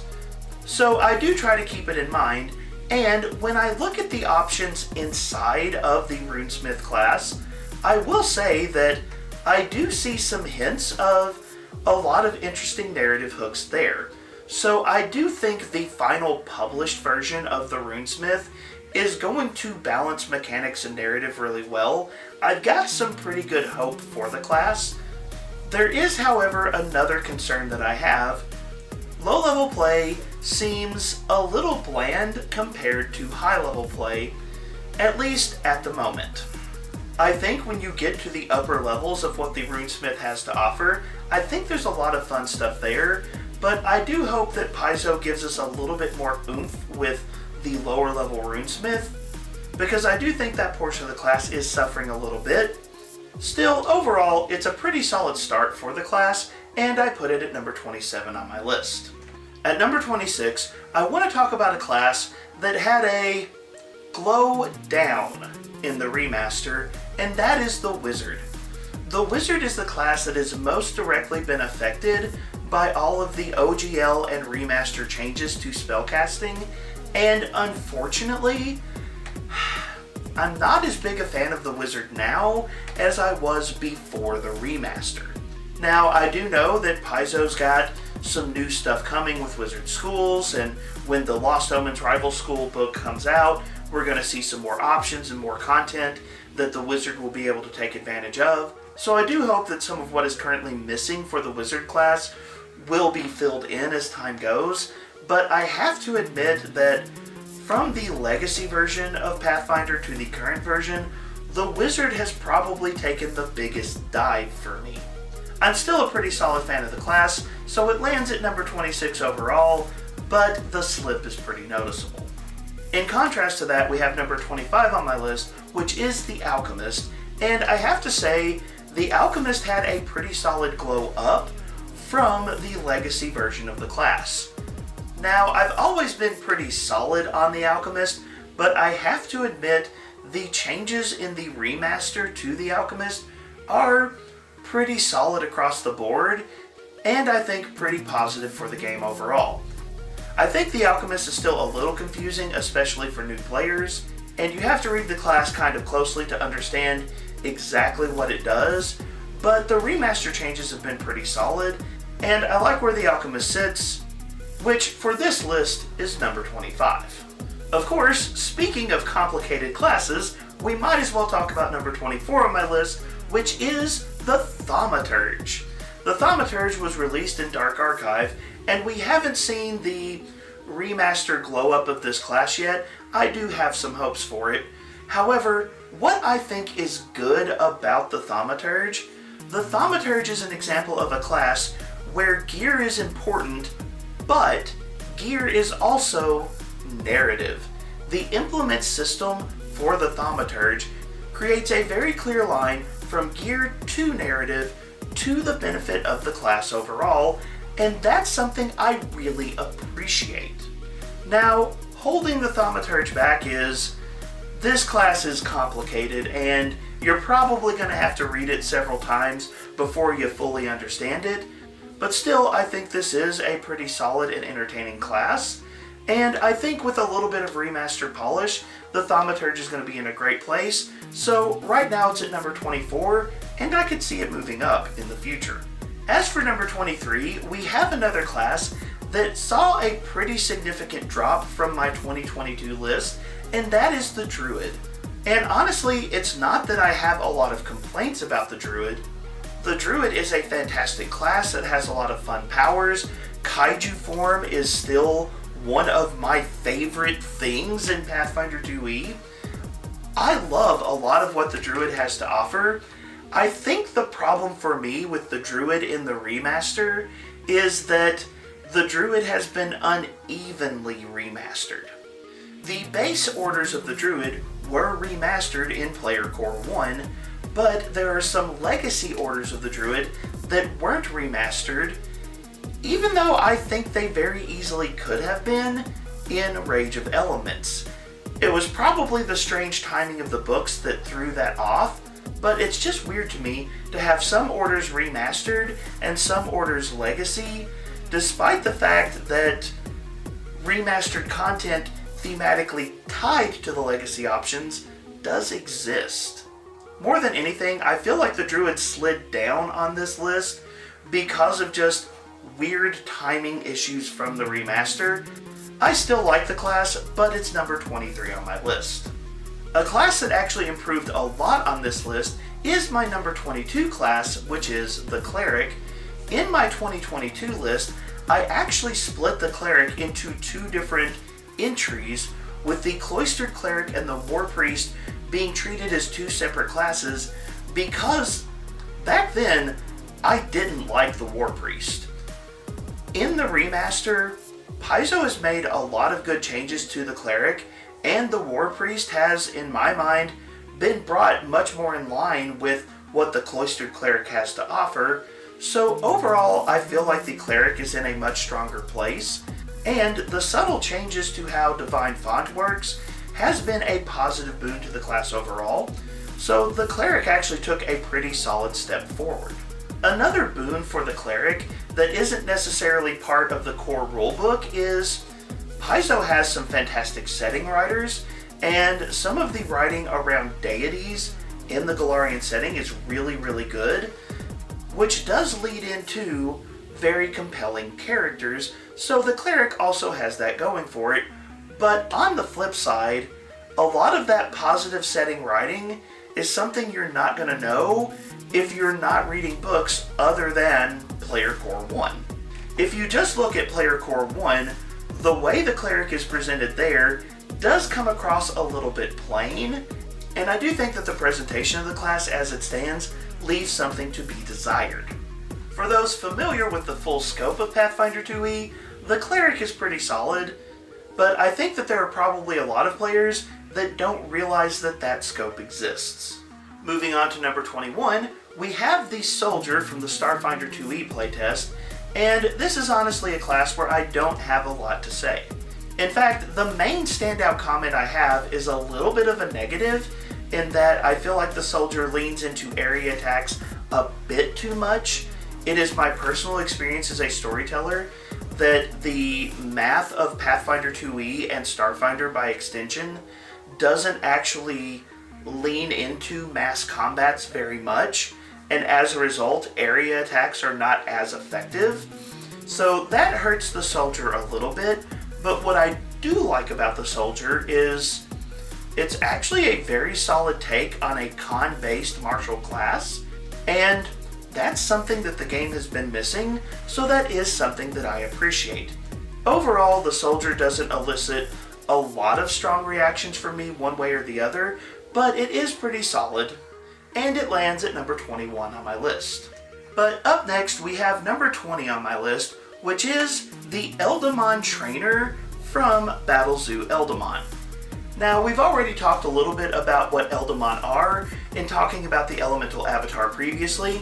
They are elemental spirits that inhabit the world, and Eldamon is basically roll for combat, inserting Pokemon-style gameplay into Pathfinder. And let's just go ahead and be honest here. If you are interested in Pokemon-style stories, the Eldamon Trainer class is going to be a lot more compelling than the Elemental Avatar. The Elemental Avatar has a spirit inside of them. The Eldamon Trainer summons an Eldamon and has them fight for them.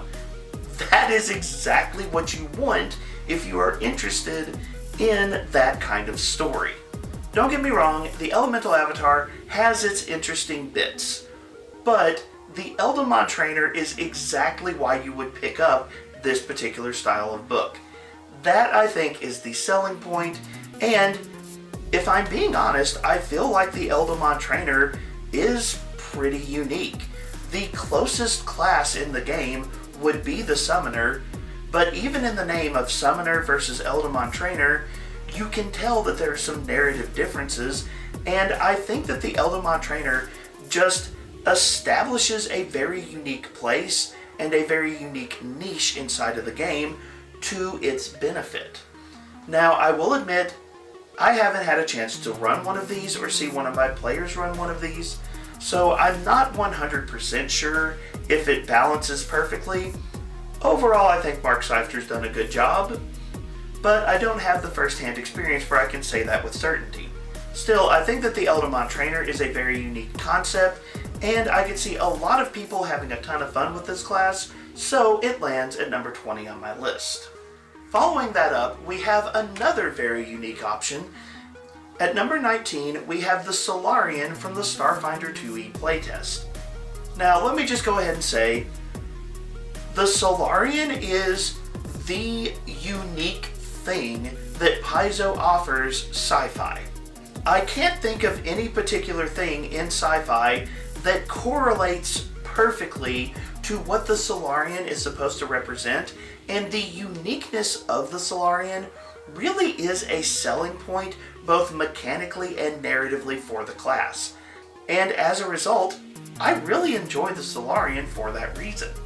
It is still in playtest, and I do think that the 2e Solarian needs a bit of a polish before it's going to be ready to go, but it is a very unique offering, and as a result, it lands pretty high on this list.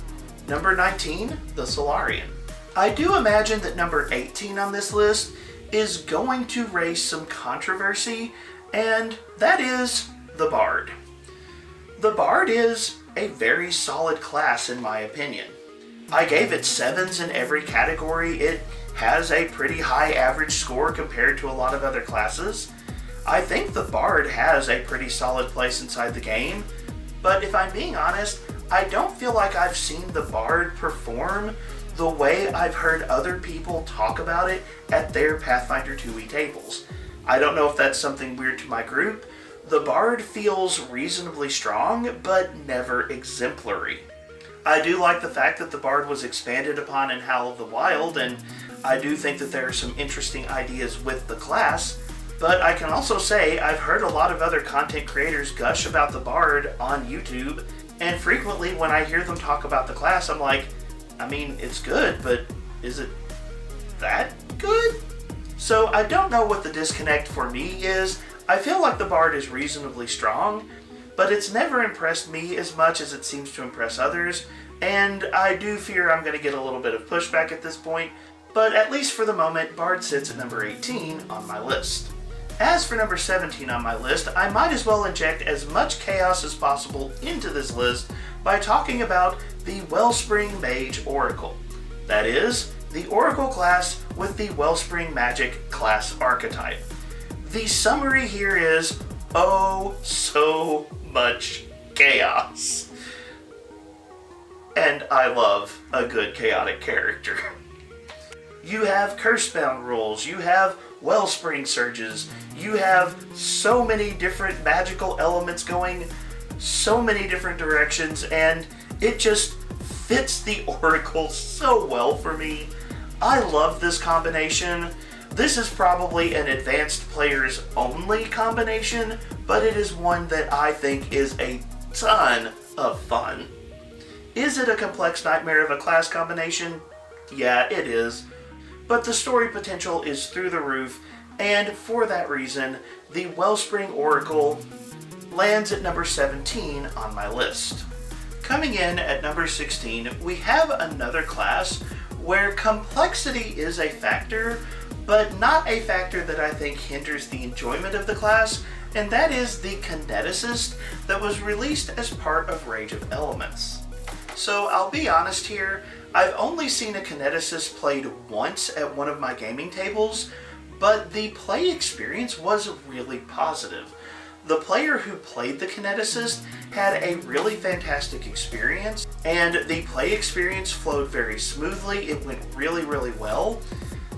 I don't have a lot of data points on how the Kineticist plays, but the one experience I've had says that this class functions and functions really well.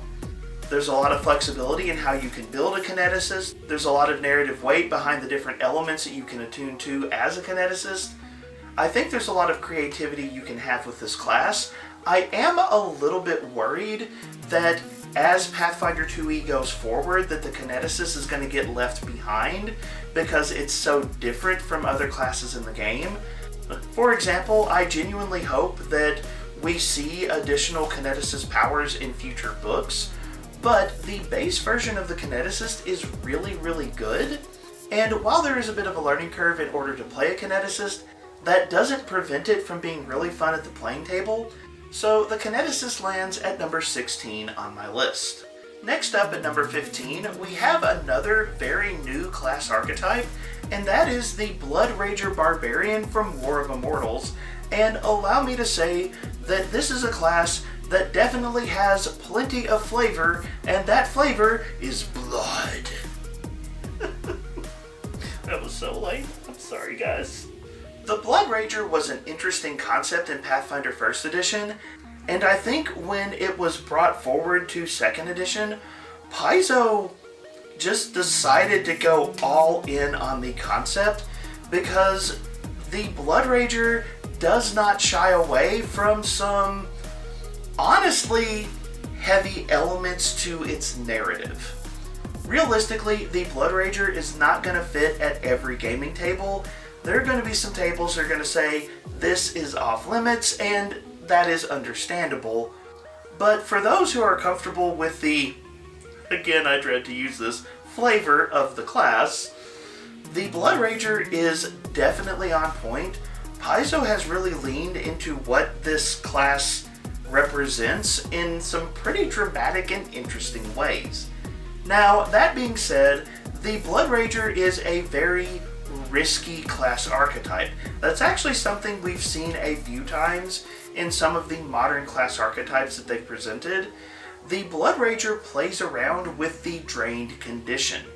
As a Blood Rager, you are very likely to end up with the drained condition at different points in time, and that is a very risky thing to do.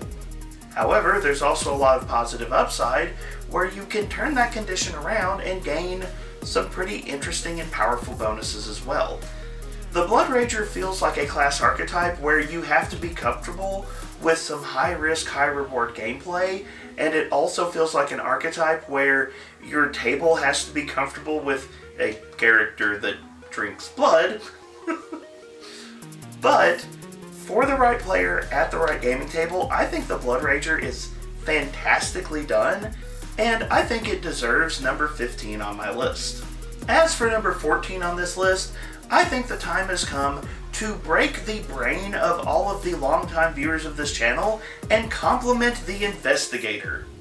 Or, specifically, a class archetype for the Investigator, the Palatine Detective presented in Lost Omen's Divine Mysteries.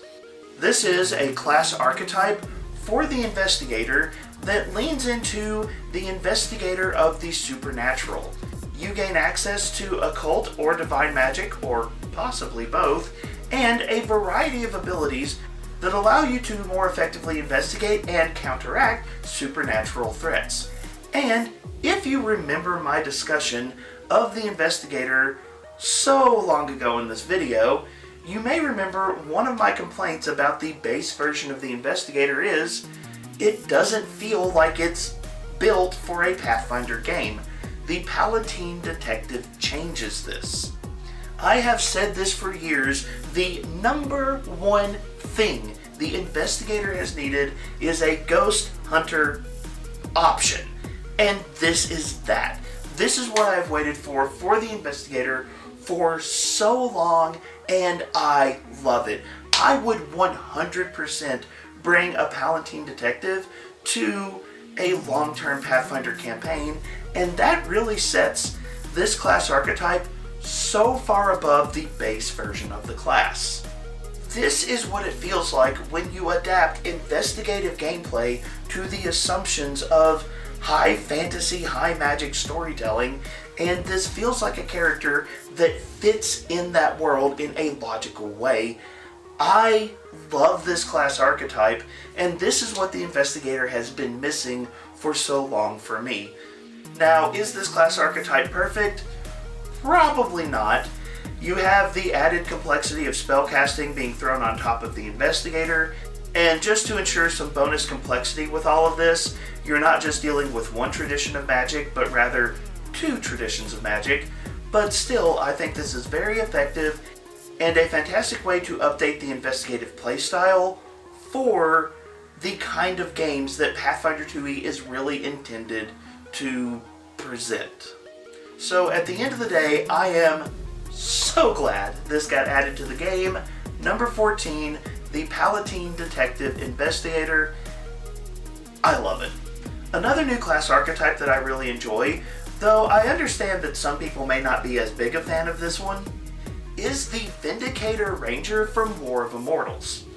For those of you who are not familiar with what the Vindicator Ranger is intended to be, this is Pathfinder 2e's equivalent of the first edition Inquisitor. Now, Paizo has moved away from the use of the term Inquisitor because of some of the difficult historical implications of the term, and so specifically they note that Inquisitor normally would only be applied to evil versions of this class archetype.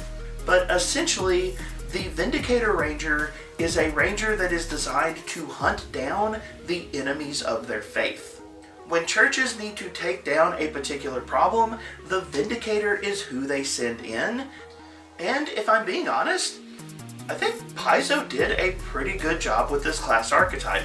When you first look at it, it doesn't present as strong as you think it's going to. I don't remember being particularly blown away when I first heard about the Vindicator or first read through it, but just the more you look at what it has to offer, this is a class archetype that I think is really strong. Now, I will say, as a bit of a negative for the Vindicator, it feels like a class archetype that truly comes online at level 10. I think up until level 10, you're only getting part of the experience, and I think once you get to level 10, you really get what this archetype is intended to show. But I do think that the Vindicator Ranger really just sells the idea of hunting down the enemies of the faith, both mechanically and narratively. I think it's on point, and I think it's exceptionally well done. Another small concern I have with the Vindicator Ranger is that it is a class archetype that is more spell-focused than the baseline Ranger is intended to be. The baseline Ranger does have Warden spells, but the Vindicator Ranger feels like it leans into spellcasting just a bit more, and I'm a little concerned that they may have pushed that line too far. It seems like they landed in the right spot. This is a class archetype I truly need to see in play, but it feels like Paizo's hit what they needed to hit, and I feel like the classic Inquisitor playstyle from first edition has been brought forward very effectively to Pathfinder 2e, and as a result, it takes number 13 on my list. Running along with the theme of relatively new class archetypes, the next thing I want to discuss is the Warrior of Legend fighter from War of Immortals. Now, I actually did a full video breaking down the Warrior of Legend class archetype and my thoughts about this class archetype. And I'll throw a link up here and in the video description if you want to get a deeper dive. But I actually really appreciate what Paizo did with the Warrior of Legend. Functionally, this is a class archetype built around the narrative of the doomed hero, and you actually play around with the doomed condition inside of Pathfinder 2e. This is another one of those risk versus reward style class archetypes. I tend to like those, if you can't tell. But essentially, this is a version of a fighter that willingly gains the doomed condition in order to unleash some pretty powerful and potent offense during the course of play. Now, mechanically, I think the baseline fighter is probably stronger. I think that's pretty easy to admit. But you may remember one of my complaints on the fighter is it feels like they emphasize the mechanics so much that the narrative is just not there. Well, this is a variation on the fighter that trades some of the mechanics in order to add a ton of narrative depth. And yes, it's not quite as powerful, but when you're talking about the most powerful base class in the game, or arguably the most powerful, you can afford to take a small ding in power to open up so much narrative potential, and that really sells me on this class archetype. I love Warrior of Legend, and I would love to see future fighter class archetypes that do something similar, adding some flavor into a class that desperately needs it. So, number 12, the Warrior of Legend fighter from War of Immortals. Up next, we have number 11 on my list, and I'm going to tell you this is another class that I don't feel good about its placement. I feel like this class landed higher than it deserves, and that is the Ranger. Now, to the Ranger's credit, and part of the reason it scored so well is the Ranger is the most played Pathfinder 2e class at all of my gaming tables. Last year, I was going to do a video where I actually tallied up all of the classes that I've seen played in Pathfinder 2e, and I was going to compare how many times people played the Wizard versus the Fighter versus the Ranger. You know, I was going to lay all of those statistics out.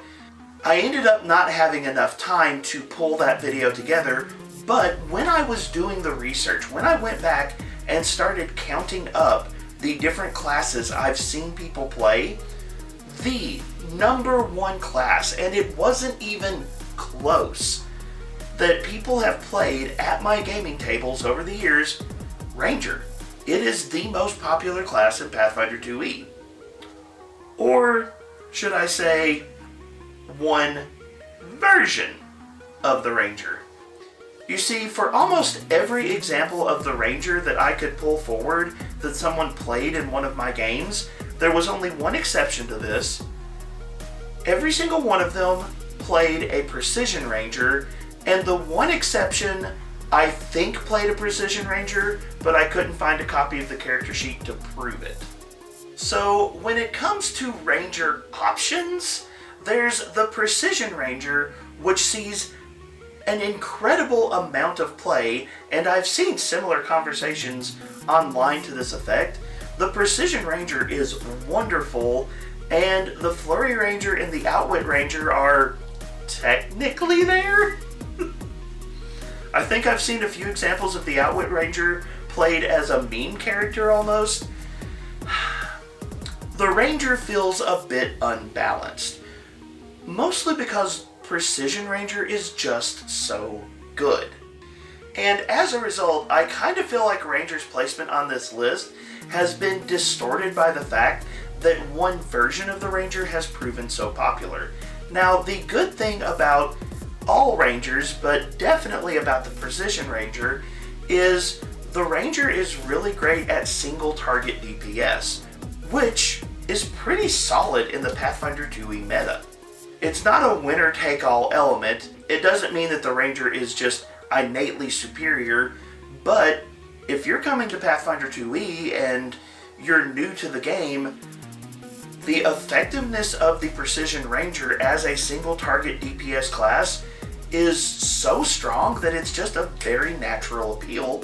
And the great thing about it is it's easy to see. But that also means that other aspects of the Ranger feel very imbalanced, not because they're necessarily bad, but just because they get overshadowed so much. Overall, I feel like the Ranger is a very solid class. When they did the remaster, they didn't have to do much to the Ranger because it was still pretty effective. And I think that says a lot about the class design, but I have to admit, I don't know what Paizo needs to do to make the other subclasses more compelling, but there is an imbalance there, and it does mean that while Ranger lands at number 11 on my list, I'm kind of not happy that it landed in this spot. But alright, now we are to the top 10. These are the classes that I think are the cream of the crop, the best example of character class options in Pathfinder 2e. These are the classes I think truly excel for one reason or another. So let's dive into the top 10 options, including my final third-party product option, the Warlock class that was presented as part of Improphet's Tome. Now, Joshua Birdsong is a friend of the channel. He has been on my channel before, we've had plenty of conversations, and recently, Joshua Birdsong started working for Paizo. I think he's actually one of the writers on the Necromancer class that is currently being playtested. So, Joshua Birdsong has some pretty solid credentials in this community. It doesn't surprise me that something that he wrote would score so well. I don't have a physical copy of Improphet's Tome at the moment, but after I get it, I do plan to do a full review of that tome. Talking about the Warlock class in specific, this is, as far as I can tell, a pretty solid conversion of the Dungeons & Dragons 5th edition Warlock class to Pathfinder 2nd edition. Now, I will admit my knowledge of D&D 5e is a bit limited, and there may be some people who are a little more familiar with that game who could talk about this more in depth, but from what I can tell, Joshua Birdsong took the Warlock in D&D 5e and basically asked, how would this play, what would this look like in Pathfinder 2e mechanics, and the translation is pretty spot on in my book. It's very solidly presented across the board. I haven't seen one in play, but the mechanics look like they would be very effective and reasonably balanced inside the game. It seems like an incredibly solid translation. And one of the interesting things that Improphet did in translating this class is he took the concept of Warlock invocations and he used that as a mechanism to give you a lot of flexibility in the actual class features that the Warlock brings to the table. So, do you want your Warlock to lean heavier into spellcasting? You can use invocations to do that. Do you think your Warlock is more talented with weapons? There are invocations for that. There are a variety of different invocations that allow the Warlock to really be customizable in its playstyle, and that is a pretty unique offering that I like a lot. Now, I will be honest, the Warlock does have one problem for me, and it's not the fact that it has so much similarity to D&D 5e. I think if you're a D&D 5e player coming to Pathfinder 2e and you want to translate your character over, I think this is a great resource. The problem for me is, narratively, the Warlock and the Witch occupy very similar story space, and if I'm being honest, Paizo's Witch, I think, is a stronger take on that narrative space. Obviously, the Warlock is a third-party offering to Pathfinder 2e, so it's never going to have the same claim to the game that an official Paizo publication is going to have. We know that, but I do worry about the Warlock being presented to the game because it is kind of competing with the Witch, and at the end of the day, I think that the Witch has stronger narrative hooks overall, and that could be detrimental to the Warlock really getting the spotlight or attention I think it deserves. Still, overall, Improphet has done a fantastic job bringing the Warlock into Pathfinder, And especially if you're a D&D player who is checking out Pathfinder and you're interested in bringing your character over, I would recommend checking out In Prophet's Tome. I think he did a fantastic job with this class. Another incredibly solid class, and I'm not apologizing for that pun, is the Champion, which comes in at number 9. Classes like the classic Paladin in Dungeons & Dragons have always been a bit controversial inside the game. Some people really love them, some people really love to complain about them. But I have to admit, since the launch of Pathfinder 2e, the Champion in this game has been a really solid inclusion. First off, the Champion's role as a natural tank is something that Paizo has leaned into very effectively. It's not the only thing you can do with the Champion, but the option is there and the Champion fills that role very cleanly. So from a mechanics design perspective, that is a very strong positive for this class. However, one of the things I really love about the Champion is actually a reflection of one of the things I really love about Pathfinder 2e as a whole, which is the Edicts and Anathemas system. One of the big things that Paizo added, even in the legacy version of 2e, was the concept of Edicts and Anathema, and the idea of how you can rank Edicts and Anathema in order to really build out who your character is and what your character believes. Paizo has done a really good job using Edicts and Anathema, and while I personally wish that alignment hadn't been removed, I understand why it was, I do think that Edicts and Anathema is a pretty solid placeholder inside the game. And one thing I can say for sure about the Champion is, of all of the classes, the Champion takes that aspect of the game design seriously, and that's to the credit of the class. Edicts and Anathema are a good example of how you can make narratively weighty game concepts into solid mechanical ideas. Pathfinder does that really well, and because the Champion leans into Edicts and Anathema, that ultimately makes this a class that I really enjoy. Now, I will admit, the new Holy Unholy Sanctification is a little bit meh to me, and that brings down the Champion just a bit in my book, but overall, the Champion is an incredibly solid class that has a lot of natural narrative hooks, which is the exact sort of thing that I love to see at the gaming table. So overall, Champion takes a strong number 9 on my list. I feel like number 8 on my list probably deserves its own musical number, but unfortunately my voice is already collapsing, so we'll just talk about the Exemplar and why I think it's such a fantastic addition to the game. Exemplar is the first rare class in Pathfinder 2e, and I have to say, I really like this class. Similar to the Swashbuckler, I have some concerns about the Exemplar. I worry about the complexity of managing your actions and different things like that. I worry that that creates a bit of a barrier to really enjoying the Exemplar.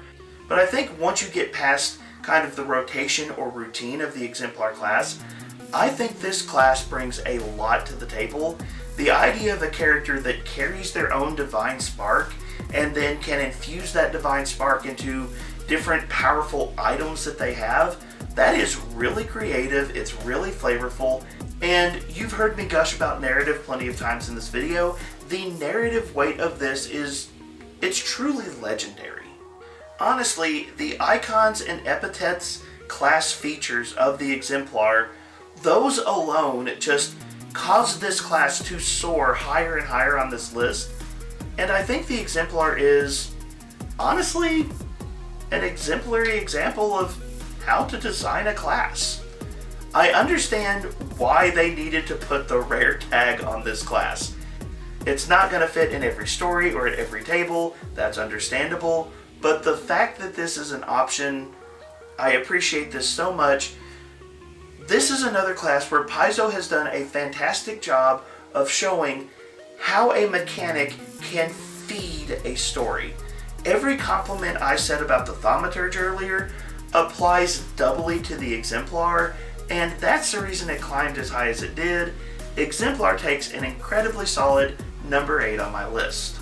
Coming in at number 7 on this list, we have our final class archetype, and it's another one of the new class archetypes that was presented in War of Immortals.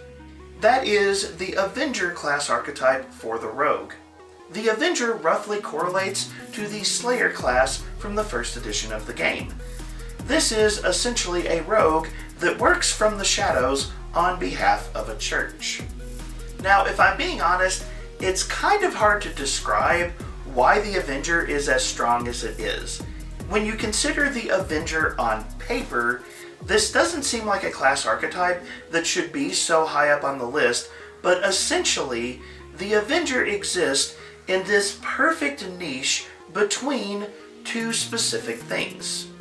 One is the mechanical effectiveness and accessibility of the Rogue, and two is the narrative potential of the Cleric. Earlier with the Cleric, I talked about how Paizo has some incredible setting writing, and the different religious options in the Golarion campaign setting offer a wealth of fantastic narrative hooks for player characters. Well, the Avenger Rogue naturally slots into all of those story hooks that you can imagine for the Cleric, but mixes it with the class chassis that is the Rogue, which is incredibly mechanically effective and pretty new player friendly. Honestly, it's kind of a dream team of a niche for a class archetype. Is it as good as the base class? Not really, but when you consider the elements that this class archetype brings together, there's a lot of strong potential here, and I could easily see an Avenger Rogue showing up in a lot of different Pathfinder games and fitting perfectly. So, the Avenger Rogue is the best scoring class archetype, landing at number 7 on this list. Coming in at number 6 on the list, we visit the stars one last time to talk about the Envoy from the Starfinder 2e playtest, and this is a class that I have to say got a real glow up from 1st edition to 2nd edition.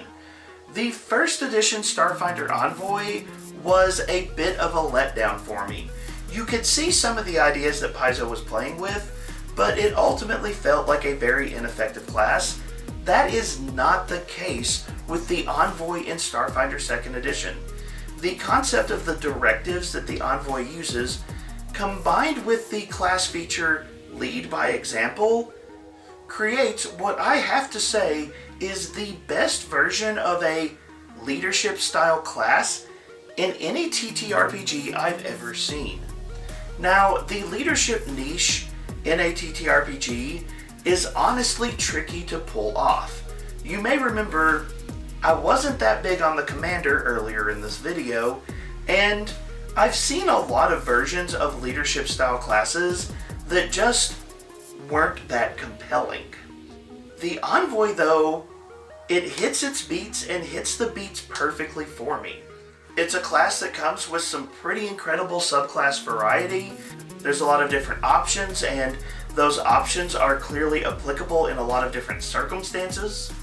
It leans heavily into teamwork-focused gameplay, but doesn't do it in a way that I fear would risk being overbearing at the gaming table. The Envoy just really feels like it nails the niche of what a leadership class is supposed to be, and honestly, I can't sing the praises of the Envoy enough. The fact that Paizo plans on polishing this class and giving us an upgraded version in the final version of Starfinder 2e, I kind of don't know what they're going to do to make it better, but I'll be amazed to see it. At the end of the day, I don't think that the Envoy fits in every game or at every gaming table. The leadership style of character always runs the risk of being overbearing, and you can never fully escape that. So I feel like the Envoy is always going to have some limited application, but just for how well Paizo makes this class fits what it needs to be, the Envoy is incredible and definitely deserves number 6 on my list. But let's move on to the final playtest class on my list this year, and that is the Necromancer that is currently being playtested as part of the Impossible playtest. And again, I'm pretty sure that my friend Joshua Birdsong, also known as Improfit, I'm pretty sure he's one of the authors on this class. So, in Prophet, if you're watching this video, seriously good work. I almost worry that I am too overhyped for this class. Before the remaster, the Necromancer was a subcategory of Wizard, and there were understandable reasons for the Necromancer to fit in that space, but when the remaster came along and the idea of spell schools got thrown out as part of the remaster, Paizo ended up making a very bold choice, which was to actually move the Necromancer away from the Wizard class. And honestly, that's risky. The Necromancer has occupied a particular space in the game for a very long time. But man, I'm glad Paizo did it. For a while now, I've really wanted a class that I felt properly carried the flag for the occult spellcasting tradition. That is something that I felt really was needed. The Bard sort of does it, the Psychic sort of does it, but I don't know, I just never felt like there was a class that really captured the essence of occult spellcasting. On top of that, Pathfinder 2e has never had a dedicated, prepared occult spellcaster. Yes, there are versions of the Witch that can do it, but in terms of a class that's just strictly occult, strictly prepared, that didn't exist. So, on both of those fronts, by moving the Necromancer over to the occult spell tradition, Paizo has managed to capture an important mechanical niche inside of the game, and Necromancer just, it feels like it really catches what it needs to catch on both of those counts. I really think Necromancer is the perfect class to do both of those things. And then, as soon as I heard Necromancer is an occult spellcaster, I was like, yes, that makes sense. Again, Paizo took a big risk moving Necromancer away from the arcane tradition and over to the occult tradition, but I feel like that risk was one that needed to be taken, and it feels like it occupies the right spot in the game. I love what Paizo did here, and I want you to notice I'm not even talking about some of the core mechanics yet. I haven't talked about thralls and grave spells and the cycle of expending thralls to power your grave spells. I've seen a few articles covering the Necromancer playtest, and a very consistent compliment has been that Pathfinder's Necromancer is the first Necromancer that actually feels like what you think of when you think of a Necromancer. You are summoning a whole bunch of weak undead creatures to do your bidding. Paizo's found a way to try and do that. Now, admittedly, the playtest is ongoing. Is the Necromancer going to live up to the hype? I don't know. I should also pause here and note that the Necromancer is not always going to be a good narrative fit for every group or every table. That is also true. There are a lot of potential hang-ups that could ultimately claw the Necromancer back, but I am very hyped for this class, and I am pretty optimistic that Paizo's going to deliver on the hype. It feels like Paizo has found the right spot for the Necromancer class, and while they probably need to figure some of the details out, I think the path forward is clear and easy to see, and I think the final version of the Necromancer is going to be a fantastic addition to the game. So summon a chorus of spiritual thralls to sing its praises. I think Necromancer easily deserves number 5 on my list. Moving on to number 4, I have a controversial pick, but if you've been following the video so far, it's probably not going to surprise you. My number 4 pick is the Oracle. Listen, I love a chaotic class, and the curse-bound nature of the Oracle is the kind of narrative I naturally want to lean into. Every time I read the Oracle, I have new ideas for character concepts, and I have so much fun just imagining all of the different options that the Oracle presents. the Legacy version of the Oracle was admittedly messy. I probably loved that class more than I should have, and it's arguable I love the remastered version of the Oracle too much as well, but I have to say, from Legacy to remastered Pathfinder 2e, the Oracle has been cleaned up a lot, and I think a lot of the mechanical hangups of the class have been effectively addressed by Paizo. Ultimately, this leaves us with a class that comes pre-packaged with incredible narrative effect, incredible flavor to mechanics. It gives us a class that already had a ton of strengths that is now paired with reasonably solid and effective mechanics. Back around Gen Con, just for the fun of it, I threw up a homebrew Oracle build that I called the Anathemaru, that was an Athamaru that was stealing divine power from all of the gods, and I had a ton of fun with that Oracle build. And if I'm being honest, I've got a bunch of other Oracle builds I just sit on and imagine getting to play someday in the future. I do realize for a lot of players, Oracle is one of those classes that's probably just a little too chaotic, just a little too risk versus reward, and I can sympathize with that perspective, but for me personally, the Oracle is pure win, and as a result, it takes number 4 on my list. The time has come to move into the top 3, so let's make a dramatic entrance and kick off the top 3 by talking about the Barbarian. Now, the Barbarian for me is such a strong class because this is a class that shows how mechanics can feed flavor and do so perfectly. Rage as a mechanic is a classic feature of the Barbarian for a reason, and Paizo uses the Barbarian Rage and the various instincts of the Barbarian, the different subclass options, to really build just so many different flavors of what the Barbarian can be and what the Barbarian can bring to the table. This is a class that is overflowing with flavor, and I love it as a result. I've joked about it before on this channel. Barbarian is a class that loves subclasses so much that most of its subclasses have more subclasses. Oh, you're an Animal Instinct Barbarian? Which animal are you gonna pick? Oh look, here's multiple dragon options for you to choose from.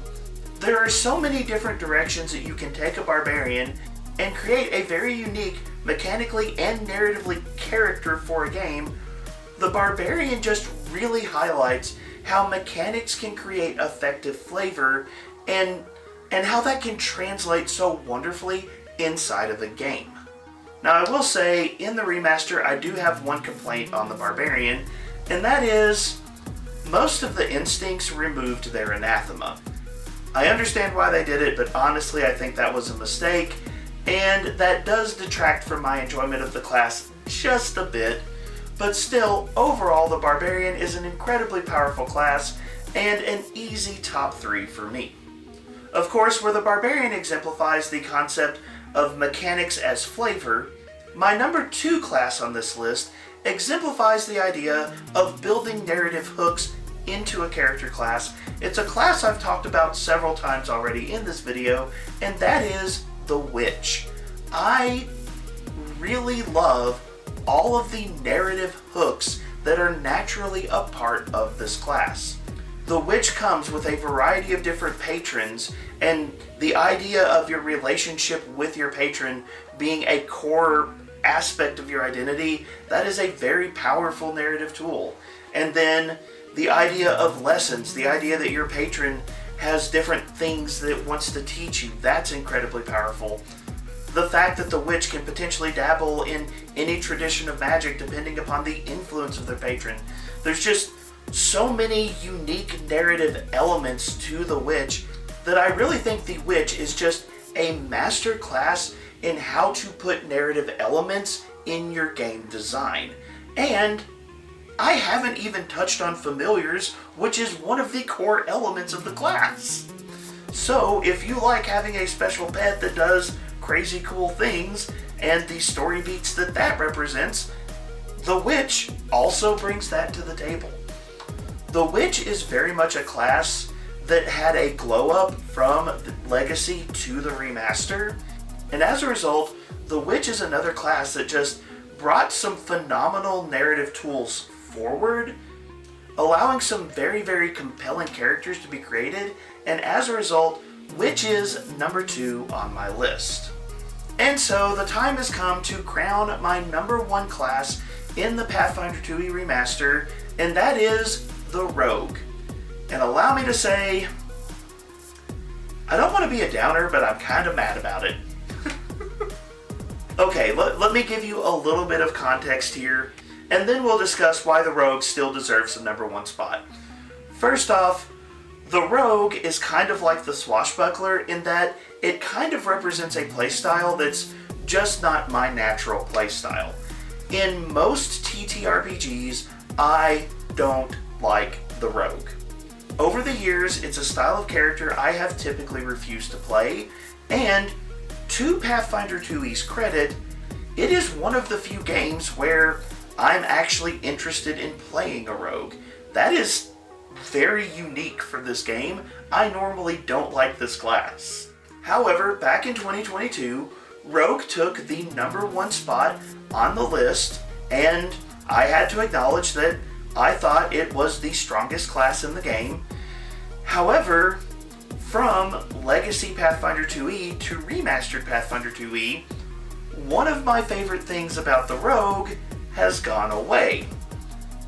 The Eldritch Trickster has not been updated to the Remaster yet. And Paizo, that bothers me. On the rare occasion with other TTRPGs where a Rogue has appealed to me, the one version of the Rogue I have truly loved was the Spell Thief.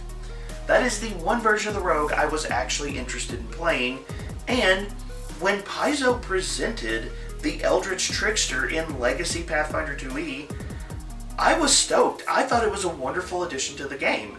I was maybe a bit overhyped for it, but it represented an acknowledgement of the one area of Rogue playstyle that I actually enjoy, and I thought Paizo did a good job with it. When they didn't bring it forward to the remaster, that was a major letdown for me, and if I'm being honest, I'm gonna keep grumbling about the lack of an Eldritch Trickster until Paizo gives me some version of a Spell Thief for the remaster. So, number 1 class, the Rogue, it has a couple of strikes in my book. Number 1, it's not my playstyle. Number 2, where's my Eldritch Trickster? That being said, I have long acknowledged that the Pathfinder 2e Rogue does one thing better than any other class in the game, and that is, it is the most new player-friendly class in this entire game. That has never changed. Rogue is a class that can be complex if you want it, but it doesn't have to be, and if you're coming to the Rogue for the first time, regardless of which subclass of Rogue you go for, there is a very clear playstyle laid out for you. If you're a new player, the Rogue says, this is what you want to do, and it makes it very plain. That is good game design. I may love the Thaumaturge, but man, it's a nightmare wrapping your brain around what the Thaumaturge is supposed to do. That's not the case with the Rogue.